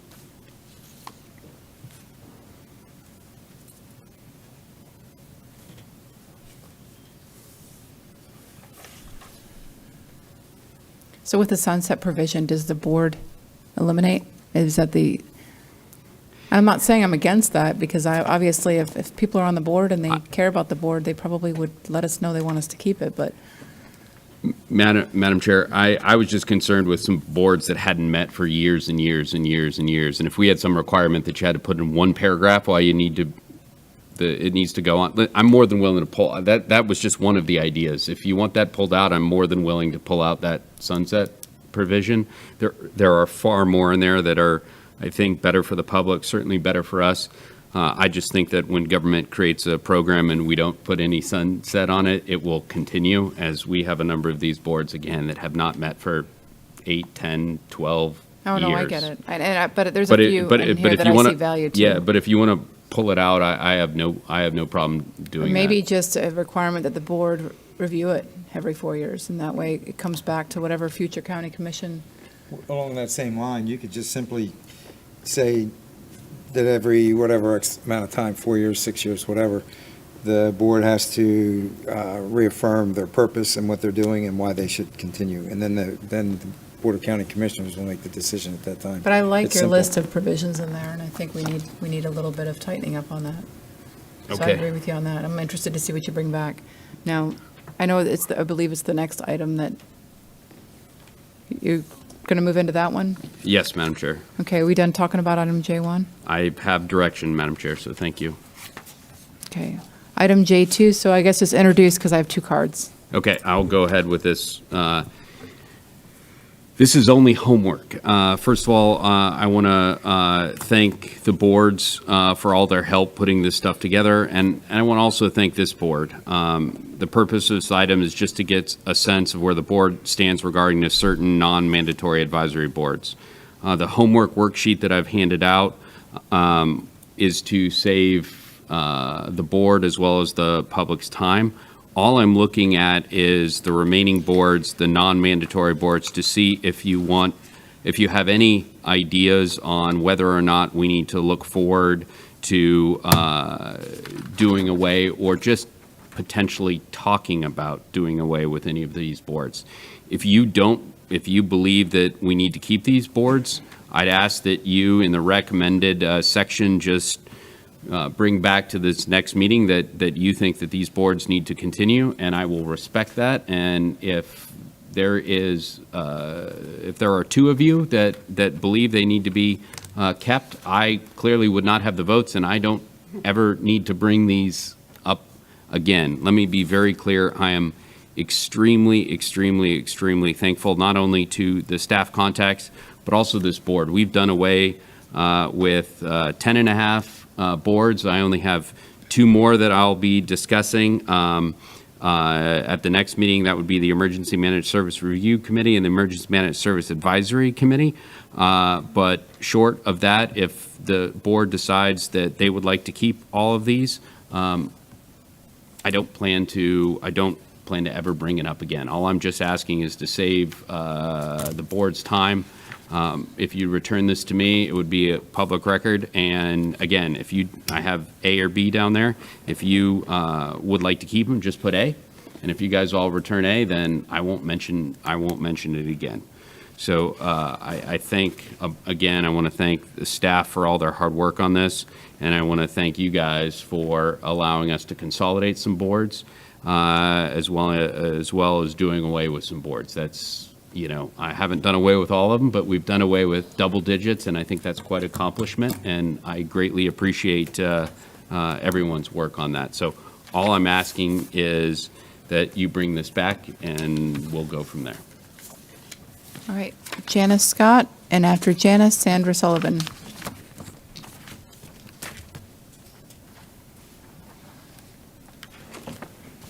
Sorry for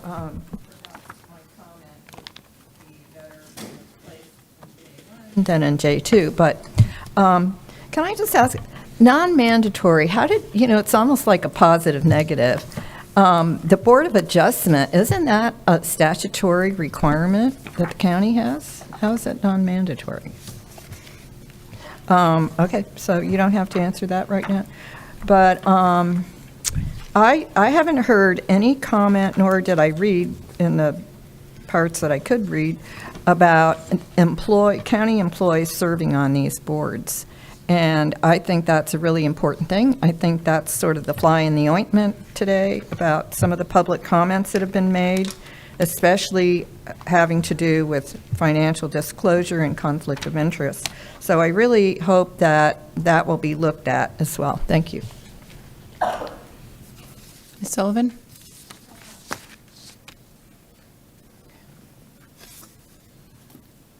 Ms. Scott, I think you were thinking Value Adjustment Board, as far as what's statutorily required. Value Adjustment Board, correct, Abby? That's the one that's statutorily required? So Value Adjustment Board is different than the Board of Adjustment. Yeah. When you reference the Board of Adjustment, I think maybe you were confusing the Value Adjustment Board. That's the one that's statutorily required. Okay, all right. Moving on. Commissioner Tobias? That's it, Madam Chair. Again, thank you for all of you guys taking the time. I've included the staff contacts, so you can reach out and discuss individually with these folks their opinions on it. And again, if I get back that two of you would like to keep these, I'm not going to bring it up again, and we can move on to other things. I'm just trying to save time than bring each one up individually and waste staff's time any more than it's already being wasted. So do you plan on coming back with a master list? Is that the intention? Madam Chair, I just hope that the rest of the board would bring that sheet back to us at the next meeting, again, totally being in sunshine. Okay. I'll tally it, and I mean, there's only 4 of us now, and if I see that there's strong sentiment to keep it all, then I'll say there's strong sentiment, and it'll be dead at that point, with the exception of the 2 that I was going to bring up today, but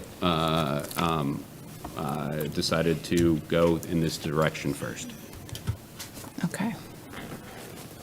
All right, moving on to item J3.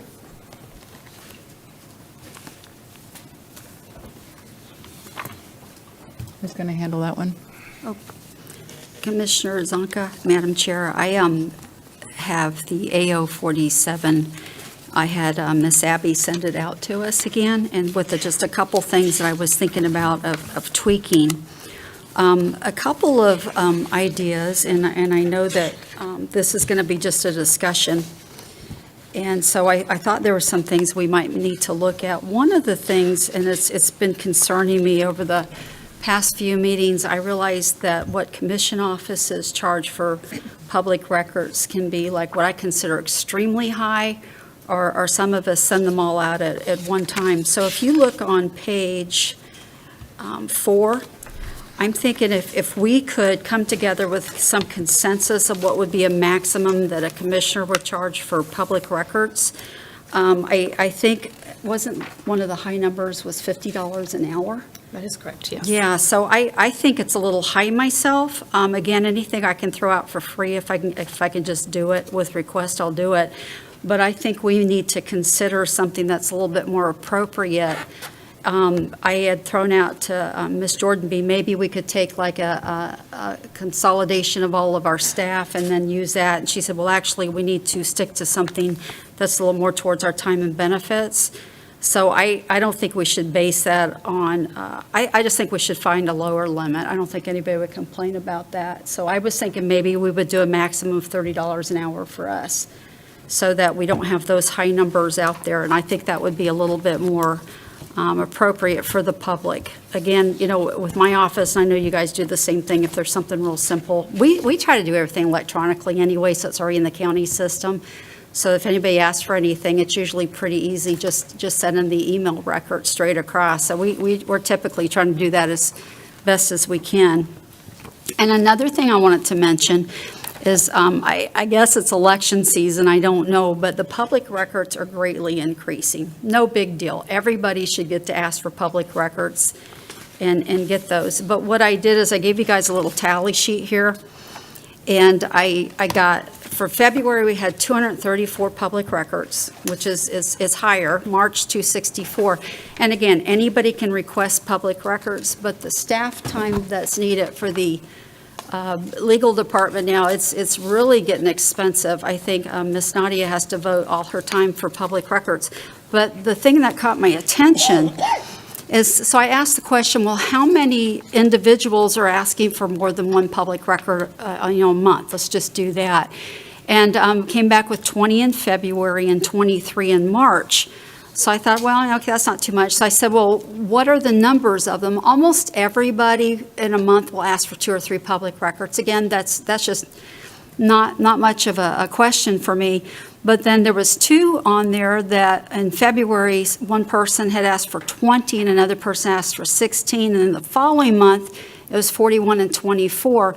And when you start looking at these public records and they're all really on the same theme, I don't know that we didn't take one large public record and just chop them up into like 40 pieces, because we give the first 15 minutes free for public records. So I'm thinking if someone's asking for one really big public record and they're divided it up like that, we probably should use it as a consolidated public record. Not that they can't do it, but the staff time on this is getting really expensive. And then I think it would help cover these costs. Again, we're allowed to charge or not charge, and we don't typically. But I think if you have a large consolidated amount, that we need to look at that a little bit differently, just so that we're able to cover these costs, because it's going to get expensive and everybody's going to have to pay for these. And it's really substance over form. This is kind of what's happening.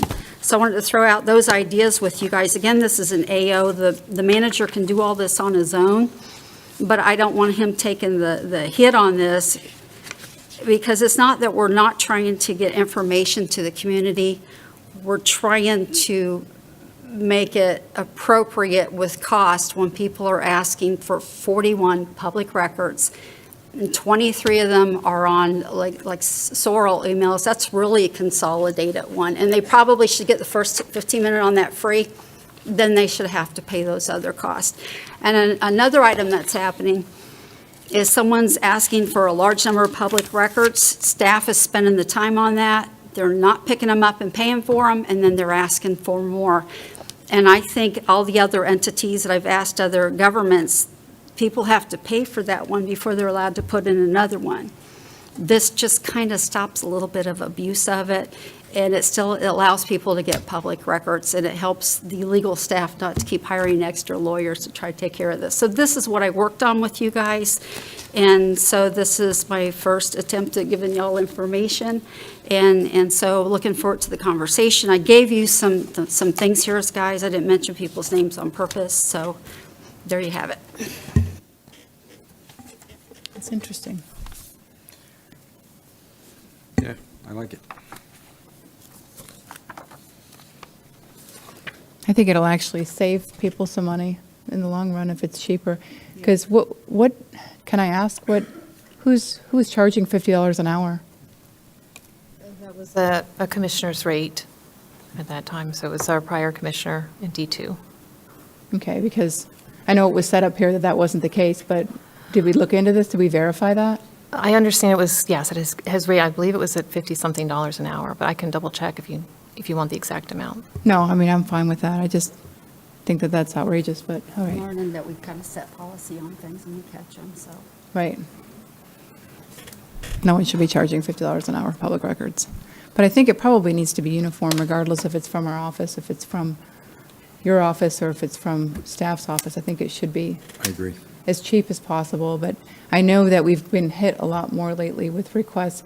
Is there, something maybe we could look into? And I think I asked you this, can we hire somebody that can manage that? Because if we're taking away a lot of staff time, I worry about us getting things done. Yes, so I have actually moved Nadia to that position full-time at this point, and we're working to start to do better coordination in that area, so she can dedicate all her time to it. All right, so I just realized I had all these cards. All right, Rick Heffelfinger, and then Janice Scott. Rick Heffelfinger, 2000 Juniper Drive, Cocoa, Florida, 32926. I'm shocked. My commissioner, I asked you Friday, do you have any thoughts so I could churn on this and maybe help you out?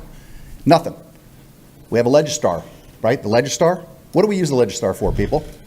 We pay for it as taxpayers. We can share information. Commissioner Tobias puts wonderful reports up there, does the analysis. You guys come to the meetings. That crap's been up there how long, man? Friday? When the agenda came out? Do you read any of that? You're supposed to come to these meetings and talk about stuff. We could have solved his little issue right today. I don't know. You don't read it? I asked for information. I sent an email. Said, hey, Commissioner, please, I'd like to grind this stuff. I'm interested. Did I get anything? No. Nothing. Not even a response. Now, I did get one thing. I got a clean copy of AO 47 because I couldn't find it on the web. And your staff sent that to me, and I thanked her for that rapid response. And I said, hey, I'd like to get some. You're not going to share that with me? Do I have to do a public records request? Is it going to take more than 15 minutes? I don't understand. You worry about transparency? I asked you for that. I don't know what else to do. My God, that's a minimum charge. Do you know what your own policy says about the cost? The cheapest cost possible. I don't know what you pay staff, but if somebody can run over to the file cabinet and grab something or drop an electronic file in an email, how freaking hard is that? The last time I did one of these, and I brought it up earlier, I was told that it was going to cost $41. So I said, this isn't going to stop me. I know what the game they're playing, I think. Right? This question whether they're sinister. So I sent the check, got back the PowerPoint that was showed during this meeting, and I got a memo that was sent by Commissioner Lober that he already asked to be part of the record. You guys charged me for that. And then I was told you couldn't find any of the others. These were documents that you can go and say, they were passed around from you guys at these meetings. And I was told that they didn't exist. Tried 3 times. That's Naughty Fold. Do you realize that she's already your public records coordinator? You're going to hire somebody? What would she spend on it? 5 minutes? 15 minutes? This is ridiculous. You guys are swimming in staff, as far as I know. Look who goes to the Sorrel meetings. There's a lot of staff. I understand why your costs are high. Why don't you hire a flunky at, hey, $15 an hour? That's a good living wage these days. You charging us $30, $50, $200 for the attorney if she has to put in 5 hours. Wow. This stuff is product. I paid for it. They all paid for it. Jesus. Yes, Commissioner Pritchett.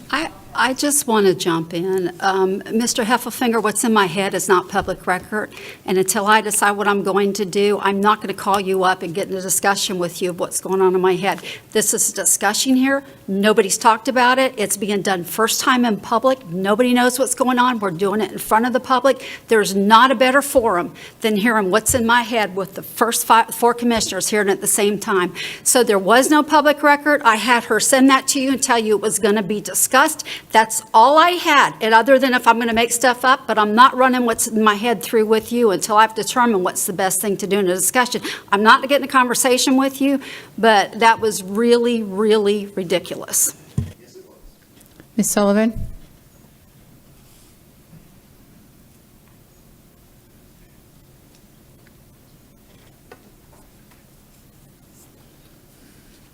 Sandra Sullivan, South Patrick Shores. So you said on public record here that the attorney sent out the document that you have all in front of you, but it wasn't loaded up to Legistar to where we could see.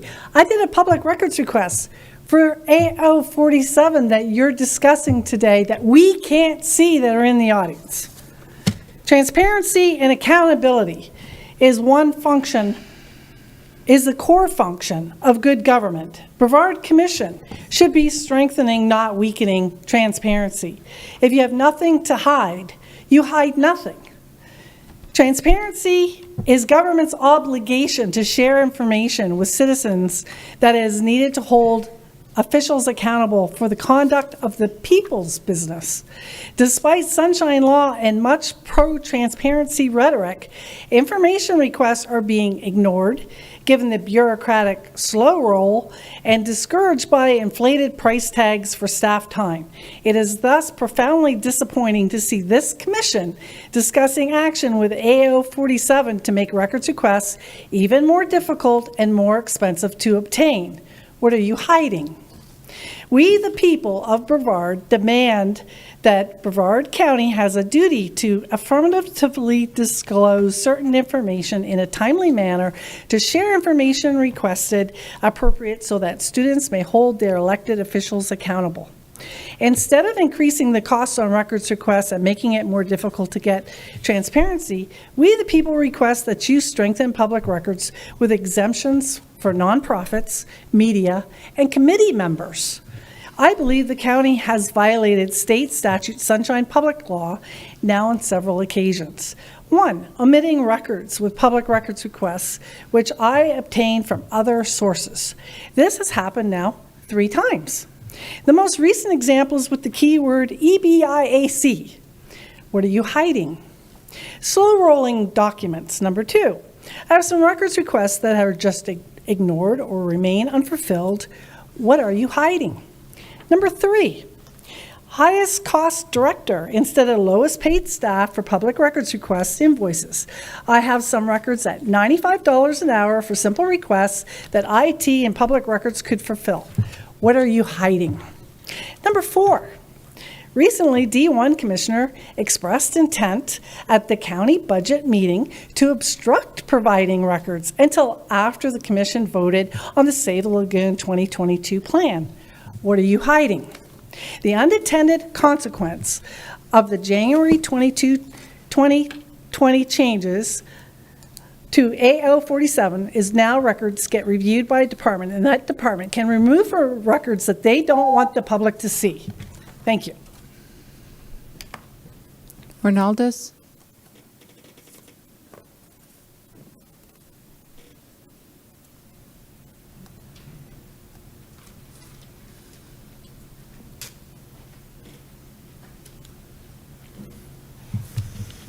Holy cannoli. I didn't expect to hear all that. Come on, you guys got to laugh a little bit. I find it interesting that, and maybe I don't understand the rules, for F5, we were told to make comments, and on this, before anything was discussed, and it was tabled, but yet on this item, the commission discussed things, and then citizens got to put in some input.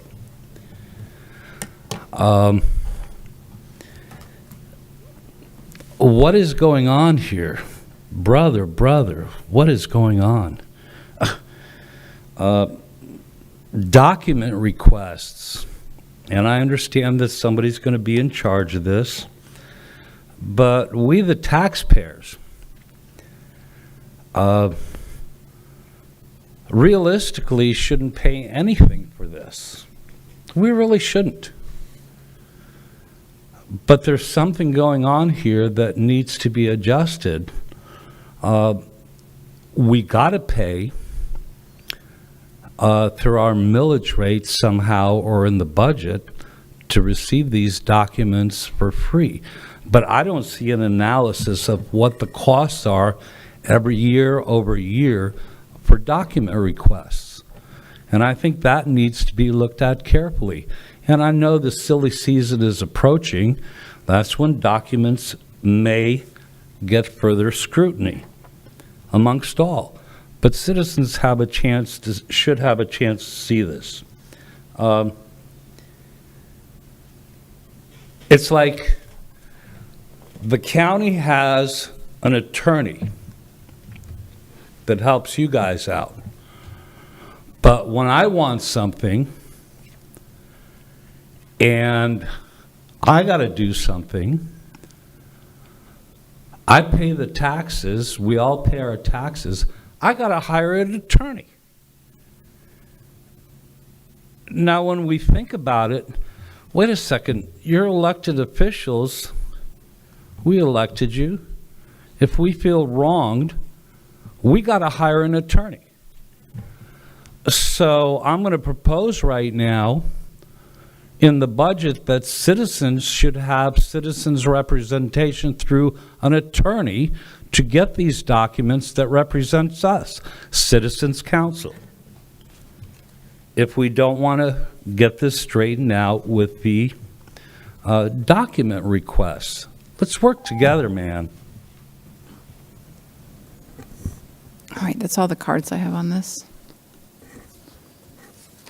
Commissioner Tobias? Thank you, Madam Chair. I think this was done very well, and I'll tell you what, I think 99% of people, in fact, most of the people that got up here and spoke, will greatly benefit from this change. Unfortunately, I'll tell you what, I'm not embarrassed of the vote I made, but it probably wasn't a good one to increase the public record request. I know it came from another commissioner who may not be up here anymore. I did not know we were charging that amount. I know that certainly has never even gotten close coming out of my office. It's something that I probably, and the rest of us probably should have looked over to make sure that abuse was not happening. To anyone that was hit with that, I greatly apologize. This is the first I'm hearing of it. And I think, you know, you're doing a very good job by the 99.9% of people who put in, you know, a public request or two. Now, yes, there are some folks that, you know, quite clearly this will not be beneficial to, but here's the problem. When we have staff members that are getting documents for one person, they're not helping the other 600,000+ people out there. And these are very, very instrumental people in government, and I think that this will help out, again, 99% of the people that file public record requests and 99.999% of people in Brevard County. Ironically, when I look at what was handed out by your office, I look at the changes that were made by a former commissioner to infringe upon one individual. I see that individual filed 2 public record requests, and then in February, and it looks like none in March. And now I see other individuals are asking 10 times that amount, which is absolutely ridiculous. So I honestly believe that you've done something that is, I wish I would have come up with many of these ideas. I think this will be a clear directive to staff, and I also like the idea that even though this is administrative order, that we don't place any of the blame on the county manager and the county attorney. I think that it belongs on our shoulders. So let me be very clear. I would go further with this if we legally could, because I do not like seeing some folks taking advantage of the system. It is absolutely insane. If you get up and you say, what are you hiding, what are you hiding, what are you hiding, what are you hiding, over and over and over again, that doesn't mean, I mean, the last time we got a suggestion, you know, Kendall Towing was run by Kendall Moore, and I'll tell you what, I was so stupid, I actually looked to see if that was true. And I spent 5 minutes, of course, it's just, you know, they just have the same name. There is no association, none whatsoever. And I'd like to say even what they say, a broken clock is right twice a day. I don't think we're at twice a day. I don't think we're twice in the history. I feel bad for staff, and I'm sorry. I'll say it. You know, good for D1 for not saying this, but you know, I'll say it. I mean, it's a public record. Sandra Sullivan right here. I mean, the amount of public records is ridiculous here. And the fact that if you're really interested in this stuff, pay for it and pick it up. Don't, you know, if a kid asks for more food and you give them more food and then they don't eat it and they ask for more food, you'd be stupid to give them more food. And over and over and over again. And Susan Hodgers, you're more than welcome to this stuff. You absolutely are, but please pick up the stuff before you continue on with this stuff. And these folks are making public records at which they're more than welcome to. They're absolutely more than welcome to. Please don't do it to impede on staff that is working really hard for the benefit of the county. And if you are going to make the request, please follow through and pick it up, because bring us up some your wild conspiracy theories. You know, let's actually have some proof of it, okay? Because there's been absolutely no proof, zero proof. Tell us where someone directly benefited. And yes, we'll take it. We'll take it into consideration. I think we all think that's extremely serious, and I think that's indicative that we have an audit right now going on with all our offices. We are more than willing to look at this stuff when it's required, when there's a seed of truth. But getting up here and saying, "What are you hiding? What are you hiding? What are you hiding?" doesn't benefit. I don't think it benefits you. It just makes you look like a conspiracy theorist. And when you come with absolutely no constructive ideas or anything that we are hiding, I don't know what the end result is. I honestly don't know what the end result is, other than wasting folks' time. Because if that's what you're trying to do, you're actually winning. You're succeeding when it comes to that. And I think that this has done a pretty darn good job that will stop the abuse, because that's what it is. It's absolute abuse. And you sit there and you laugh, but it's not abuse on us. It's abuse on the rest of the taxpayers that are having to put aside the important county business and to deal with an issue here that you're not even following through to paying for what you're asking. So either bring your conspiracy theories forward and point out what we actually need to fix, because I'll tell you what, if you bring forward some good ideas, I'm more than willing to look into them. And again, I think the example up here has been set when we have an audit going on in all of our offices.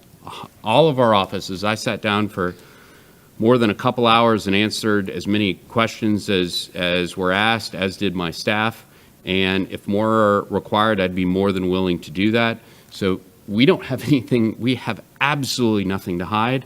And, but please, again, it's two individuals. I mean, the Florida Today had 3. So these two individuals had more than 10 times the largest news source than Brevard County combined. It's a little bit ridiculous, and I appreciate the effort. I like the moxie, but it's coming at the detriment of the rest of the county. And if you really do care about this stuff, I hope you do, but if you really do, cut out the antics and actually try to effectuate some sort of change, because I think all of us up here want that. But this is absolute, utter and total abuse, what's going on here. And I appreciate that we wouldn't have to do this. But for the rest of the 99% out here, you're going to get lower costs when you ask for requests. And I think that's a darn good thing.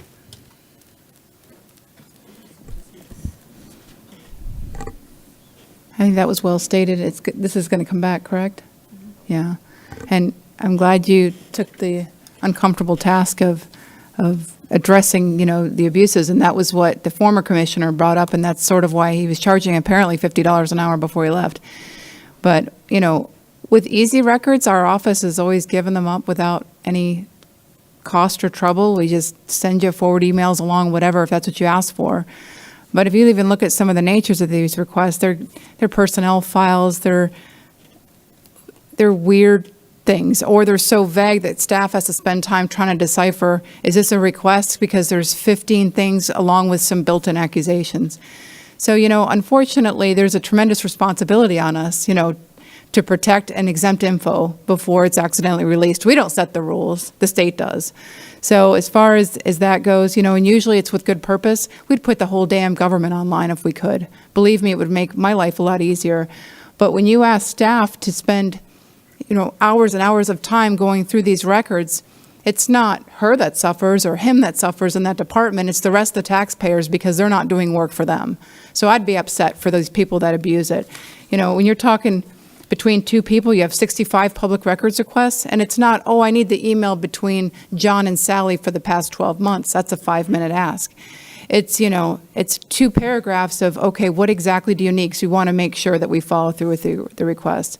So for the average person that wants, a commissioner's email for the last 2 years, 3 years, or you want to look at some communication between, you're going to save a boatload of money, because I think that this is actually a really great thing for the average person, and not the person who gets up here and makes all sorts of accusations. If you say it over and over and over again, it doesn't make it true. It just doesn't.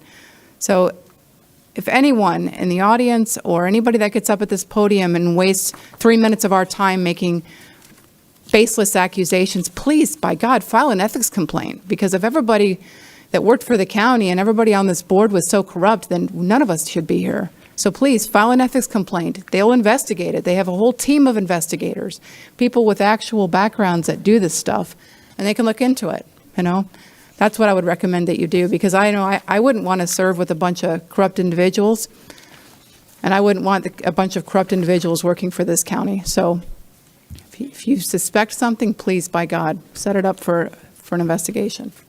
That's all I'll say about it. I think we've wasted so much damn time on this. It's frustrating to me. But I look forward to the rest of the population and the average folk who just want some good information to saving some money. That's what I look forward to. So thanks for bringing this back, Commissioner Pritchett. Say one more thing. Sure can. I just wanted to mention, the whole intent of this is to get as much information to the public as best as we can for the largest amount of public. And that's why I think if we get a lower cost on what we're doing in our offices, I think that's going to be a real benefit. Because one of the requests that came back, I couldn't believe the amount of money the guy was looking at trying to get information from one of us. So I think that's a good thing. And I do want to note that, okay, so like we're taking a large amount of public comments. Let's just say I did it, and it's even more than a fifth of the public comments. So, if you're looking at, let's say someone in her office, let's say they're making $1,000 a week, that's $1,000 a month of taxpayer funds going for a lot of questions that, again, you're allowed to do it, but you're going to have to start covering some of these costs, because it is not free getting information and having them do all your research for you. That's really what it's basically coming down to, is getting county staff to kind of put together your research. Not that you can't have it, but everybody's got to pay for people's time. So that's what we got to do. And the ones like Florida Day, you guys are awesome. You don't get that many, and when you call up with questions, it's easy to give you all answers. So, and let me also throw out to you, if you've got questions, call your commissioner, and let's see if we can help you get some of the answers before you go into county staff. You did call, and I responded to you as quick as I could. I did not have the information you wanted. I wasn't ready today to put it public. So that's. They got copies of it today. Don't talk back, sir. We passed it down, and you guys are going to have it as we move forward. But this is a discussion today. We're not voting.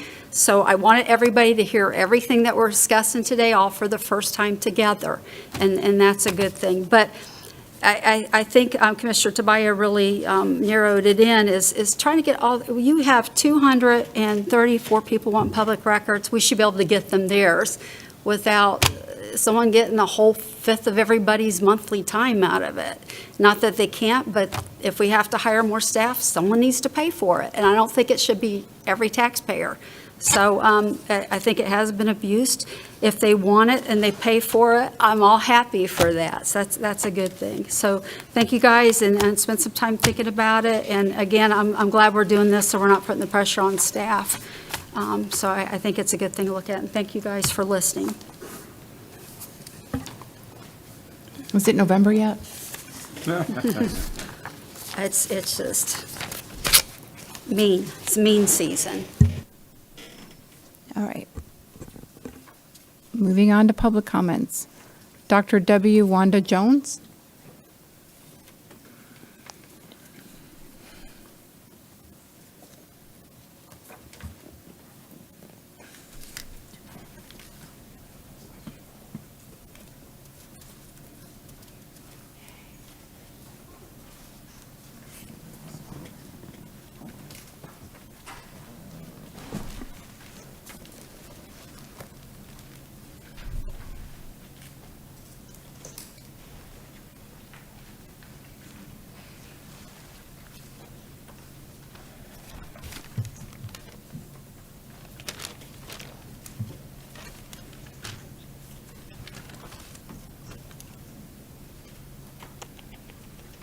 hate it when I rewrite things.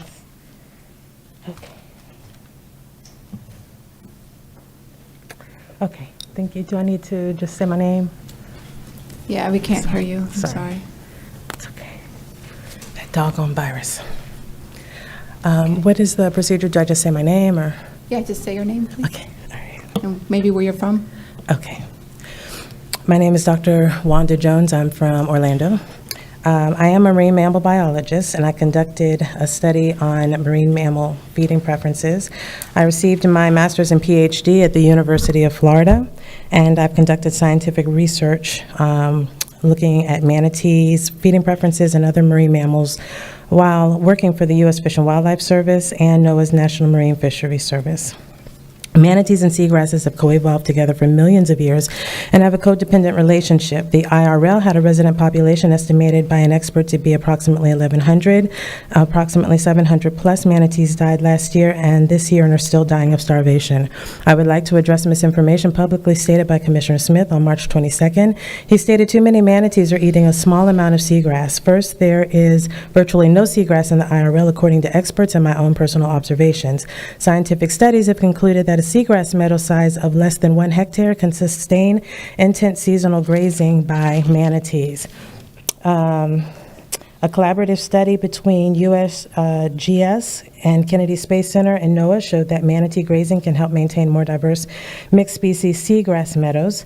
Also, no matter whether manatees graze the top of the grass or pull the whole plant out, and this is based on his comment in which he stated that unlike cows, manatees pull up the whole entire seagrass plant, therefore the plant can't grow back. And this would, he implies that this, or that statement implies that the seagrass would no longer grow. No matter whether manatees graze just the top of the grass or pull up the whole plant, studies have concluded that seagrass meadows benefit. Studies have shown that whether manatees eat the top of the grass or pull up the whole plant is the result of the substrate in which the seagrass is growing, not the manatee. Weak substrate results in the entire plant being pulled up. Strong substrate allows the manatee to graze just the upper portion of the grass, leaving the roots of the substrate. Periods of intense grazing can modify the relative species composition without completely destroying the seagrass meadow. Despite the repeated annual grazing pressure of hundreds of manatees feeding at one of the study sites where manatees were observed for years, the seagrass was never removed to a degree such that it would not recover, and this site was a highly favored site by manatees, according to the researchers. The bottom line is that the manatees help seagrass grow. They have a codependent relationship because the two species have evolved together for millions of years, and they are not a problem to seagrass and actually appear to be a necessary component needed to help seagrass species remain healthy. This is a manatee, DeSoto, that starved to death, and this is the face of immense suffering several hours before he died. If manatees could scream, I sincerely believe this manatee would have been screaming in agony. I have never seen a manatee contort its face, its lips, and its mouth in this manner. Humans had the opportunity to witness the agonizing suffering that a starving manatee who hadn't eaten in several months experienced. There were hundreds that suffered the same agony, and they died alone with nobody to witness it. DeSoto and none of the other manatees had to die. If the FWC biologists, can I finish? I only have like less than 1 minute. 30 seconds. Thank you. You got to wrap it up quick. If the FWC biologists had been allowed to feed the manatees hydrilla and water hyacinth instead of lettuce this past winter, a few manatees would have died. Hydrilla and water hyacinth are much healthier than lettuce. Lettuce is primarily water, no nutrients, and no fat. The IRL is too brackish for hydrilla and water hyacinth to propagate. In fact, it already grows in freshwater creeks that drain into the lagoon all the time, but because they cannot grow in brackish water, hyacinth and hydrilla have never grown in the IRL. Manatees love it and would eat any that they encountered anyway. Please support any efforts that the FWC makes or desires to make to feed the resident manatees that live here throughout the year, hydrilla and water hyacinth, and this year and in years to come until the IRL is no longer a sewage dump, and only after the sewage is halted will seagrass be able to be replanted and thrive. Thank you. Thank you. We're going to take a 5-minute break based on a request, so be back in 5-7 minutes.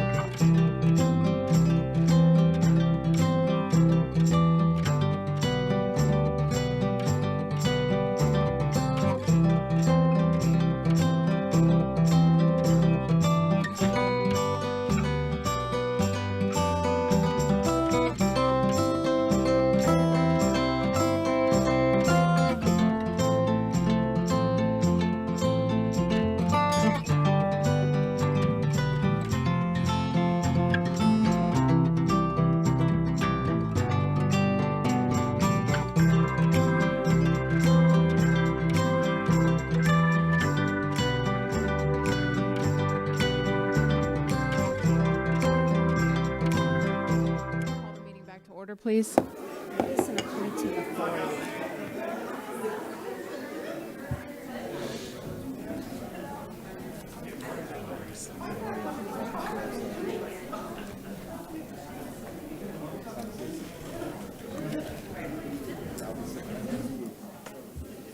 All right, moving on, Katrina Shaddix.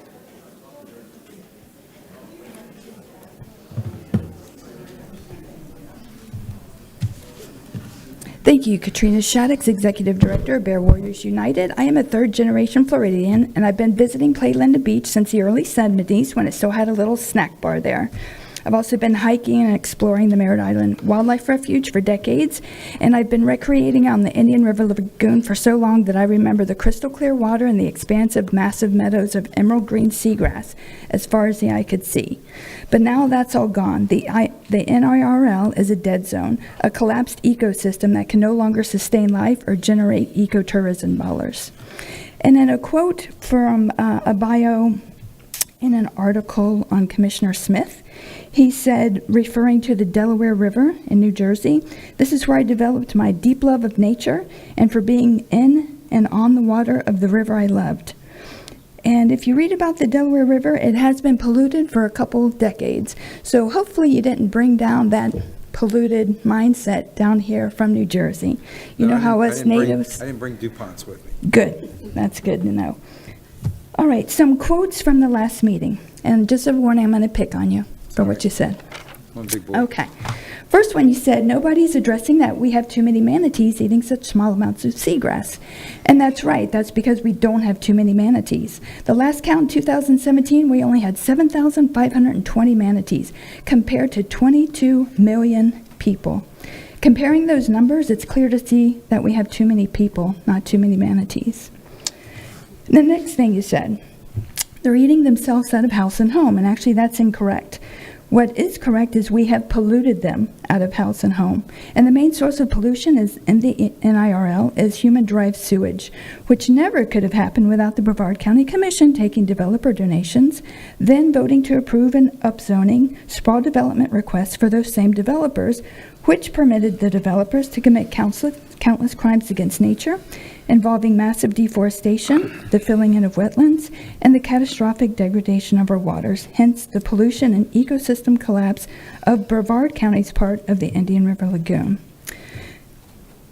Now, the next thing you recommended was culling manatees like deer and bear because there were more than the habitat can support. But we can't destroy habitat and then claim there's too many for that habitat to support. Culling happens when prime habitat has remained the same while the population has increased. And the opposite has happened here. Habitat has been decimated and the population has decreased dramatically. So dramatically that a federal designated unusual mortality event was declared last year and is still happening to the point that we are witnessing a local extinction event in real time. Cull the manatees? You've already done a thorough job of that yourselves. Over 700. 700 in just Brevard County starved to death. So we don't need to do a call. I have so much more to say. Thank you. I know, I appreciate it, but we have other cards. And Okay. Katie Delaney. And after Katie, Stell Bailey.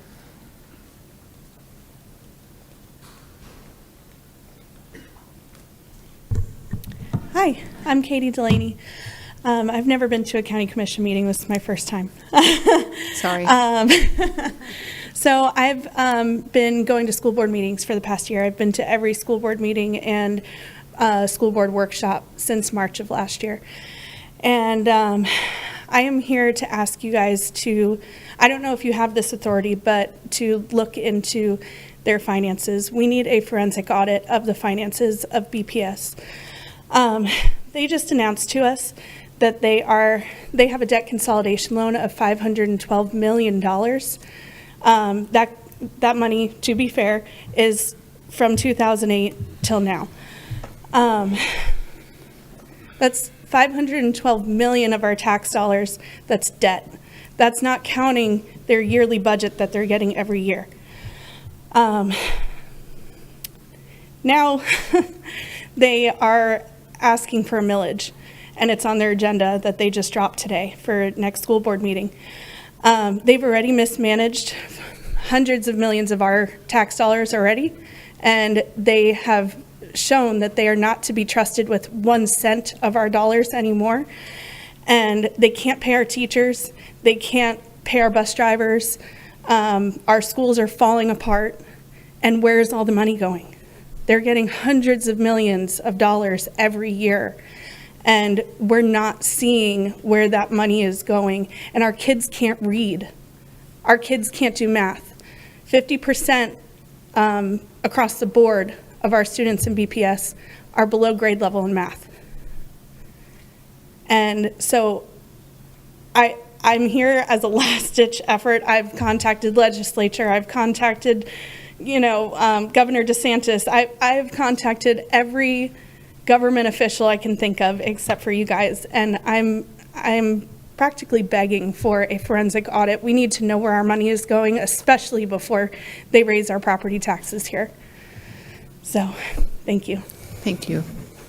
And if anybody has any questions about any of that, please feel free to ask if you're not aware of that stuff. Still, Bailey? I just want to point out, this is my truck in this picture. Anyway. All right, my name is Stell Bailey, and I'm from Cocoa, Florida. Oversimplifying a solution to our complex water quality issues by blaming manatees for decades of horrible policies, lack of environmental protection and enforcement, sewage spills, chemical-saturated lawns, growth with septic tanks, and humans negatively impacting our ecosystem is exceptionally harmful to clean water efforts. In the last 14 months, that's why my truck is there, I have witnessed the manatees' lack of survival in the Indian River Lagoon and significant loss of their habitat, evidence of the beginning of extinction. Our agencies claim to be rescuing the manatees, but on a nearly daily basis, I see a recovery mission of them collecting the bodies, initially piled on an island on the lagoon, and now being tied to docks across Brevard County, cranked into trailers, and stacked at a landfill. A dozen out of nearly 1,500 manatees have been rescued here on the East Coast. Instead of being forthright with our communities, our agencies put on a pathetic lettuce show, wasting taxpayers' money on public relations. Human interference has caused manatees to be malnourished, sick, and suffering lengthy, painful deaths. Additionally, thermal pollution from the Port St. John power plant changes oxygen levels in the water. We've been testing them throughout the year, can cause suffocation to plants and feed harmful algae. The Cape Canaveral power plant has $4.7 million of heating equipment, and their plant is a refuge for manatees during the winter. This makes manatees dependent on industrial plants and disrupts their natural migration patterns.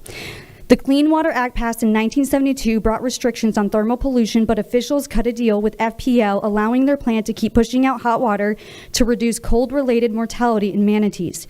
The industry was able to get good PR and save billions of dollars this way. They also lobbied to allow the cost to be passed on to customers through our bills. The expense of pollution is significantly impacting us. Our communities ultimately pay for the cleanup of waterways and to protect aquatic species. 32 years ago, the EPA designated the IRL as an estuary of national significance in 1990 to protect and restore our water. The decline of the seagrass has been well documented since the 1940s, and it's algae blooms that killed the seagrass in the first place. An ignorant response to this problem is wanting to hunt the manatees rather than asking why we altered their habitat and why the lagoon wasn't protected for the past 3 decades, impacting seagrass, fisheries, shorebirds, and more. Roughly half of the native species that once lived in the lagoon are gone. As a board member of the National Estuary Program, Commissioner Smith, I ask that you send a letter to the government and ask them to revisit the requirements for thermal pollution and assess its impacts on our ecosystem.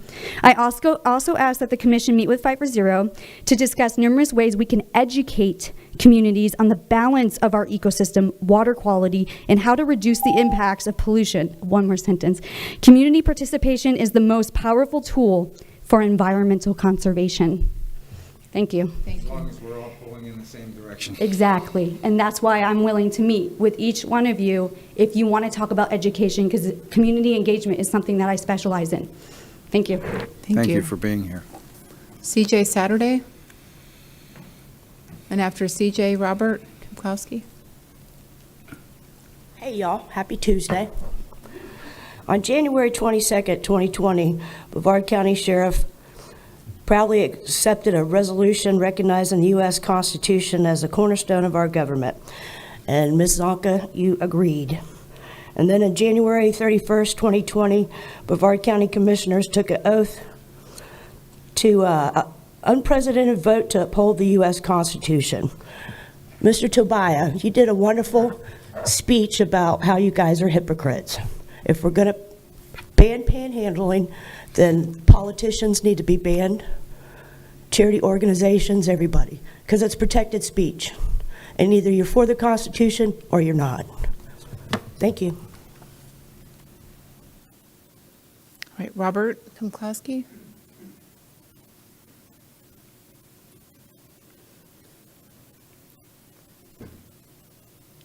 Robert Kinkowski, 7667 North Wickham Road, Melbourne, Florida, 32940, apartment 724.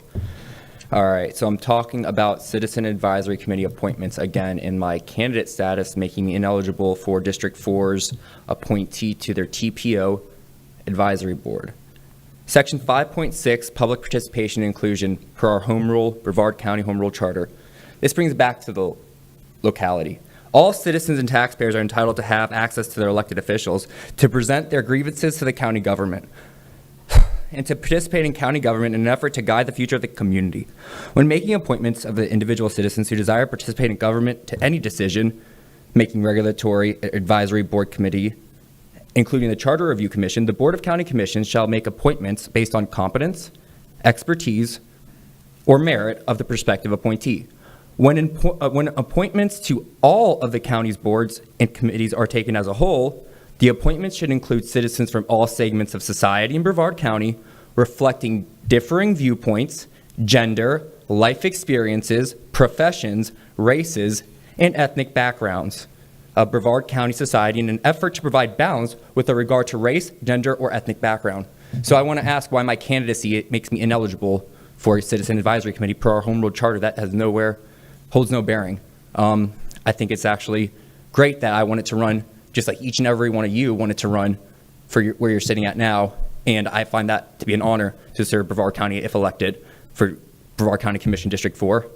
And I didn't want to make my candidacy known up here, but it seems like I have to because I can't be appointed to a board that I told I would be appointed to after about 6 months of following up with the legislative aides. So I have email correspondence saying that, yeah, you talked to Commissioner Smith, see if you can get on the board. I sat right here, shook his hand and talked to him and said, hi, I'm a candidate and I believe that everybody from the architect to the engineer, from the landscaper to the builder should have a right on those boards because I might be a landscaper, but I want to be on the transportation planning organization to talk about how that might impact somebody, or the architect, or the builder.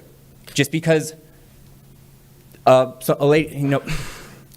just because I'm not a professional or I have a doctorate, I do not have a doctorate, doesn't mean I can't sit on a board and help the county in the direction as a citizen. I believe that that makes us all inclusive, not just the doctors, not just the professionals.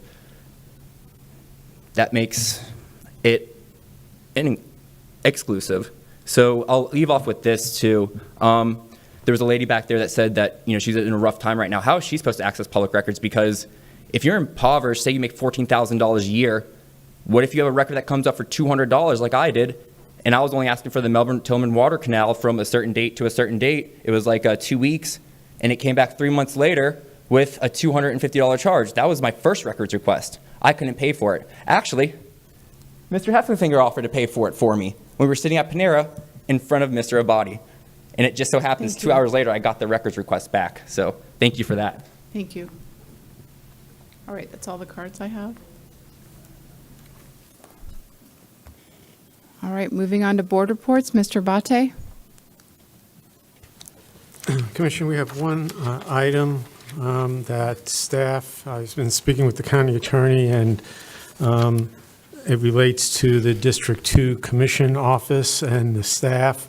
Until such time as the governor appoints a District 2 commissioner or there's an election for District 2 commissioner and that commissioner is sworn in, there are a variety of options that are available to the board regarding the continued operation of the District 2 Commission office, and we are looking for board direction on how to proceed. So I can outline very briefly what some options are for you. The first one would be that the board would maintain oversight and management of the District 2 office, and then District 2 staff could just provide board with updates on as appropriate, or the board could ask staff questions on what's going on. That's one option. A second option would be that the oversight and management of the District 2 office would occur through the county manager. And I would then bring, during my report, any issues to the board's attention that that you may want to, or I need any direction on. The third would be that the oversight would be maintained by the board, and then day-to-day management and oversight would be by myself as the county manager, and the board would appoint someone from the District 2 office staff as the appointing authority to make the decisions for the office, and then I would sign that person's time card. That's the third option. And then, of course, there's always the fourth option that the board wants to do any combination of that or something else. We just are looking for board direction on how to proceed, since it's a rather unusual situation with that staff. Okay. Commissioner Pritchett, did you want? Yes, ma'am. Would it be possible to have Mr. Van Valkenburg? And I said his name correctly. I just want to ask a couple questions. This is tough. First of all, I do want to open with that we do miss Brian Lober here tonight. He had some circumstances that came up to where he wasn't able to serve anymore, and I just wish him well. And I did want to say that I hope he's him and his family are able to heal with the recent death in his family. So I did want to start open with that, of course, and I hope you're doing right, doing well, Mr. Lober. This is difficult to figure out, so I'm hoping you guys have some ideas, because we now have a whole section of the county that doesn't have representation of a commissioner. And so with this, it's difficult to figure out how to navigate this, but I do know at the end of the day, the four of us are going to be responsible for this as well. So I'm interested in hearing what you guys' ideas are. County manager, you came out with some good recommendations here.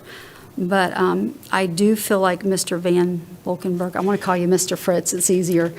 I think he is a critical person from knowing that district up there. So I just wanted to open with that and hear what you guys are thinking. I do have concerns still right now trying to figure out that budget with some things that we're trying to figure through. So the budget constraints are at the utmost part of my head right now.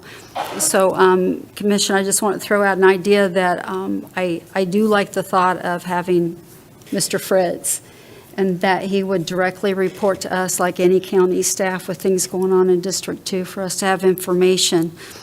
Here's the thing, I don't know that we're even going to have someone appointed, what's the word I'm looking for? Appointed. Thank you. Appointed by the governor. I've heard so many people tell me that's probably never going to be an appointment. It's going to end up going to elections. So I'm thinking that we keep Mr. Fritz, and we just let him do the liaison as far as there, and maybe just let the rest of the office, just do something different. But I want to hear from you guys or see what he needs. But that's just something I've been kicking around with trying how to figure out this budget we got to absorb as well. So. And we obviously don't talk, because I called Mr. Van Valkenburg this afternoon because I didn't want to put him on the spot publicly and wanted to see what his comfort level was. And he, of course, graciously and very thoughtfully said yes, he would help. So he would remain at the District 2 office. And ultimately, this is kind of a unique situation. We never expected, nor have we ever anticipated. I want District 2 to have representation. Absolutely. Sadly, they won't have a vote or a voice unless the governor appoints. But, looking at the budget and given, your staff, you have your salary, and I passed it out to the board. And I asked you for this later on this afternoon, and it wasn't on the agenda because obviously there was no agenda item for this, but I asked Mr. Van Valkenburg the salaries and the positions of his office staff, and you have another full-time employee and another part-time employee. Do you think, I mean, and please feel free to speak freely on this because you don't have to say, I know you would never want to be put in the position to have to make an employee choice, but do you think between yourself and a part-time employee, you could get the job of the District 2 office done? And the reason why I ask is because you're not working for a commissioner, so you won't be tasked with those day-to-day, I need you to do this for me, I need you to do that for me, or I need you to do this research. You're sort of just oversight and making sure that your constituents in District 2 are taken care of, and that's kind of at least my primary focus right now. Yes, I think things have slowed down. I Okay. feel it already, so I think that I could work with that for sure. Maybe what we could do if we went in that direction, or you chose to go into that direction, if things become a little difficult and I can't manage that, then I would come back to you and let you know.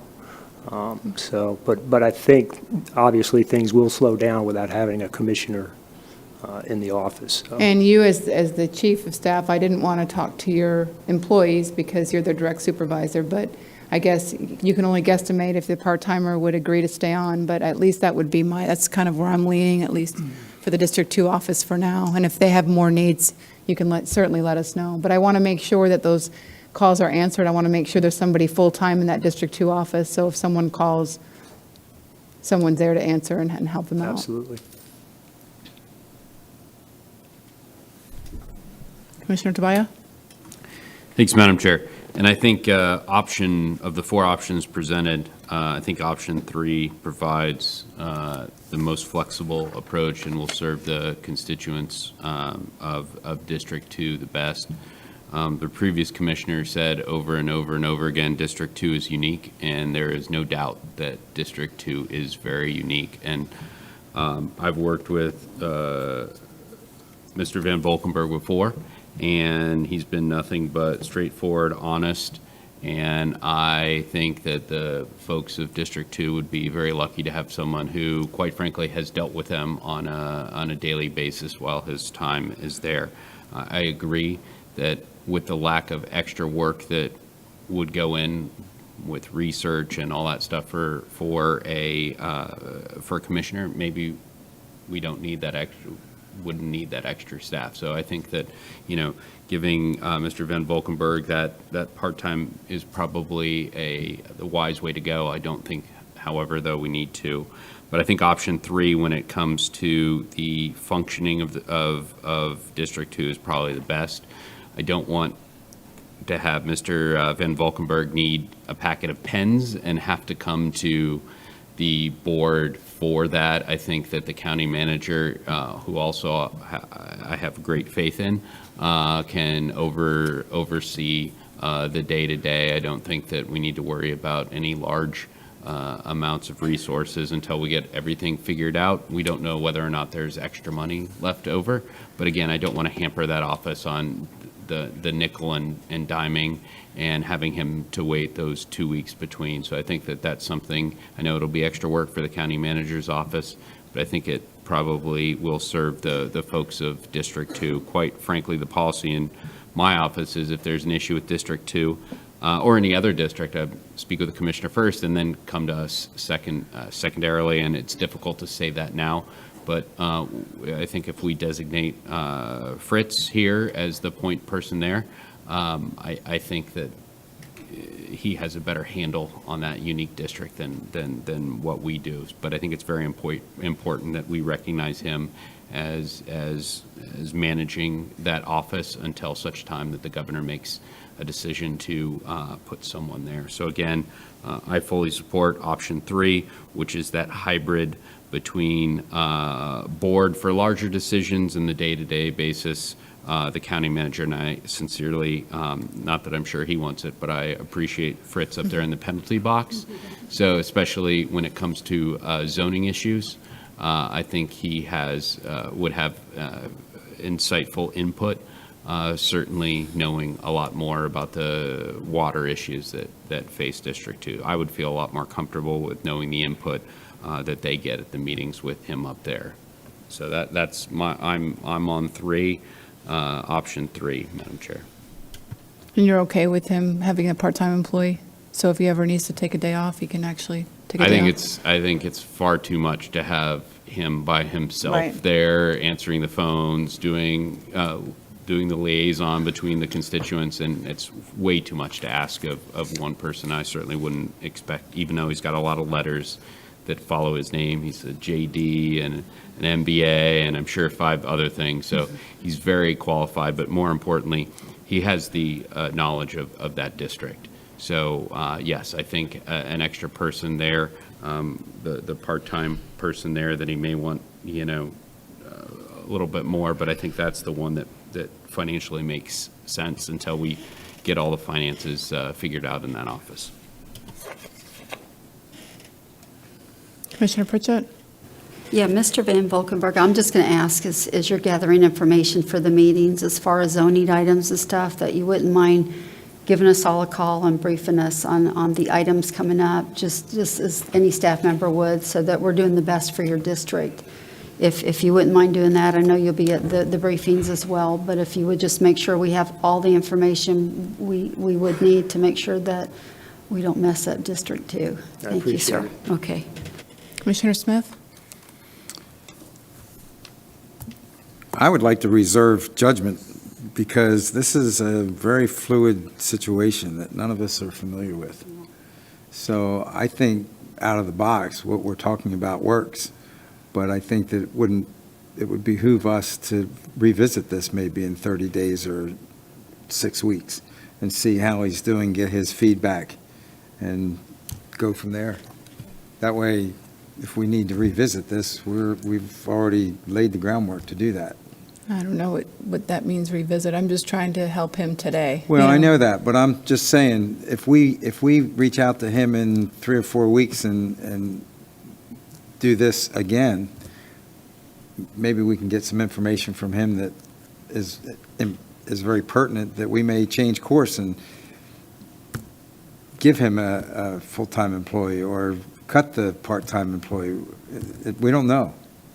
And I at least differ from you in my thought where I want that office to have some stability. And I think Mr. Van Valkenburg, without you telling me this, because obviously we didn't have that discussion, I think he deserves the stability as well. And I think if he has further needs than the part-time employee, he's going to be the first person that picks up the phone and calls us. Fritz may be a quiet guy, but he's not shy. So I don't know. I would want at least a little bit of security for not just District 2 residents to feel more comfortable knowing that there's somebody stable in that office. And if we need to make change, the governor could appoint somebody next week. We just don't know. Based on the history, I don't see that happening. And that's kind of why I wanted to have some concrete things in place now so that office has some stability. Because a lot's happened, in that office over the last 30, 60 days. And I'd like to know that Fritz is going to stick around for the long haul. Well, I don't doubt that he will. I'm just saying that this gives us the opportunity to just revisit it without making it look like we're, in 6 weeks, if we want to revisit this, I don't want him to feel bad or look bad that we're saying, well, report to us. If we tell him up front that we want some feedback, then it's just part of the routine that we've already set up. That's my point. Commissioner Pritchett? I'm really kind of expecting a phone call a week from you to keep me caught up on what you have. I need time to study your issues as well. And at that time, if something's not right, you can just fuss away at me and then call them and fuss at them too, and then we'll figure it out for you. Will do. Okay. And are you comfortable if we move forward with a plan tonight? Are you comfortable with that plan? Yes. Okay. I'm good. Whatever you guys want to do. I just threw that out there. Do we need a motion, Abby, to? Recommend a motion to direct the board to direct the manager and to put that in process, yes. Okay. Commissioner Tobias? Thank you, Madam Chair. I'd like to make a motion for option 3, the hybridization of the management between the board and the county manager's office, and also give direction that Mr. Van Valkenburg be granted the ability to have the part-time staff that was previously discussed. I second that. Okay, I have a motion and a second. Is that clear to the clerk? All right. All those in favor say aye. Aye. Any opposed? Motion passes unanimously. And obviously, Fritz, pick up the phone. You've got my number now. I do. All right. Thank you. Appreciate it. All right. And good luck. Thank you. All right, who's next? Got my agenda buried here. Ms. Jornby? Yes, I have a brief update. Since our last meeting, the county has received correspondence and a copy of a resolution from the town of Malabar. This is regarding the Malabar Scrub Sanctuary. They are requesting the initiation of conflict resolution proceedings. As you may recall, this board actually adopted a resolution about, I guess it was February, which actually bypassed that procedure. At this time, I'm just seeking board direction if, for some reason, we would like to participate in the dispute resolution instead. We are prepared a complaint to file in court, so that would take us outside that process. Just wanted to see if there was any direction from this board. Everybody looks to the commissioner in the district. Madam Chair? Yes. Thank you. I think the board was pretty clear, and I appreciate them passing that, but that could have happened, ages ago.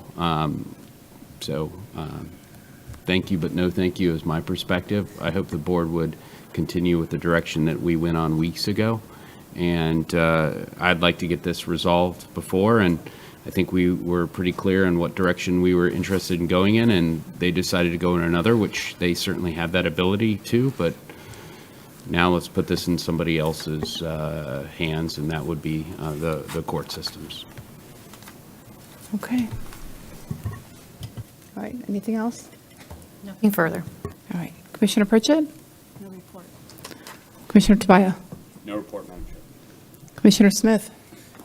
Yes, I would like to highlight our journey to Miami via Brightline. And I have some pictures, if we're ready for those.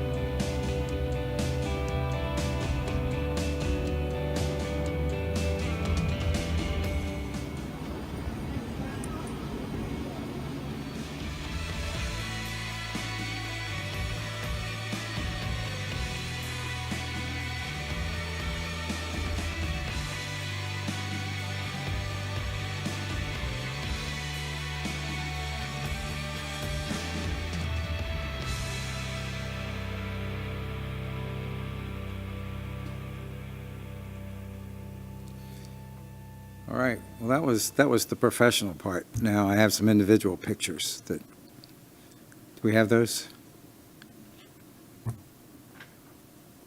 Yeah, so the picture on the left, oh, yeah, there we go.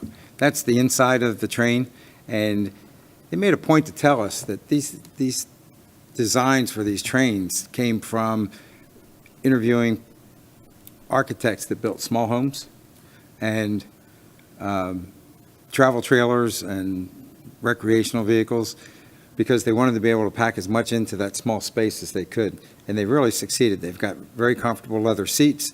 They've got, at every seat, there's a 110 outlet, and there's also a couple of UBS ports. They've just done a wonderful job. And the bathrooms and the doors, all the doors are touchless. When you approach, the doors open. When you go into the bathroom, you don't have to turn on the water. You just put your hand under the faucet, and then it's like T-shaped. So when you're done washing your hands, you bring your hands to the side, and then the air comes out and dries your hands. It's pretty amazing. You don't touch anything. So they put a lot of thought into these things, and they said that Amtrak is so impressed that they're ordering their trains to copy these things. Because if you've ridden Amtrak, which I did back in November, I was pretty impressed with Amtrak. But this just blows them away. Next. Oh, and the card that everybody's holding up, that's a I pledge to stay off the tracks card. This is something that they want to impose and bring to people's attention that these trains are going to be traveling at 79 to 125 miles an hour. So if you're used to seeing a train half a mile away and you're going to try and beat the train, you're probably not going to beat it, because now it's traveling at 3 and 4 times what you're used to. So it's important for people to be aware of this. I know that we're much better shape here than they are down south, because when we were on this train down south, there's an awful lot of crossing. They don't have the hardened crossovers that we have. They have crossovers that just have one arm, so people can drive around it. It's scary. So you can thank our former commissioners and the last commission, because we negotiated those and we didn't have to pay for them. Next picture. This was a gathering. We were addressed by the CEO and president of Brightline. He's on the right-hand side there. This is just a fraction of the people that were there. There were about 40, I think, that attended this. We had, I think, Tom Nider mentioned, we had Chamber of Commerce people there, we had business people there, we had some staff there, and we had firefighters and law enforcement. And it was very beneficial for, I think, everybody. It opened their eyes, especially our law enforcement people and fire, because they were able to go into these trains and talk to their law enforcement and their firefighters to give them an idea of what's there, what can happen if you have a crash, et cetera, et cetera. So it was a very informative day. And the guy on the right there is their chief of law enforcement. I can't remember his name. Maybe I have. Oh, Rob Gatchell. He comes from New Jersey. Don't hold that against him. Next. And this is a group picture of everybody that attended. It was just a very interesting and informational day. That's it. It's the end of my board report. I wish I could have taken all you guys, but we have that thing called sunshine. I couldn't. Yeah, we'd had to public notice it. All right, well, I don't have any report tonight. And thank you, board, for your patience. All right, thank you. Call this meeting adjourned. And a good time. The opinions expressed by any member of the public during any period of public comment do not necessarily reflect the views or opinions of the Board of County Commissioners of Brevard County, Florida, Space Coast Government Television, or the program sponsor, and are solely those of the presenter. The Board of County Commissioners of Brevard County, Florida, Space Coast Government Television, and the program sponsor hereby expressly disclaim any and all responsibility or liability for any defamatory or slanderous statements expressed by any member of the public during any such period.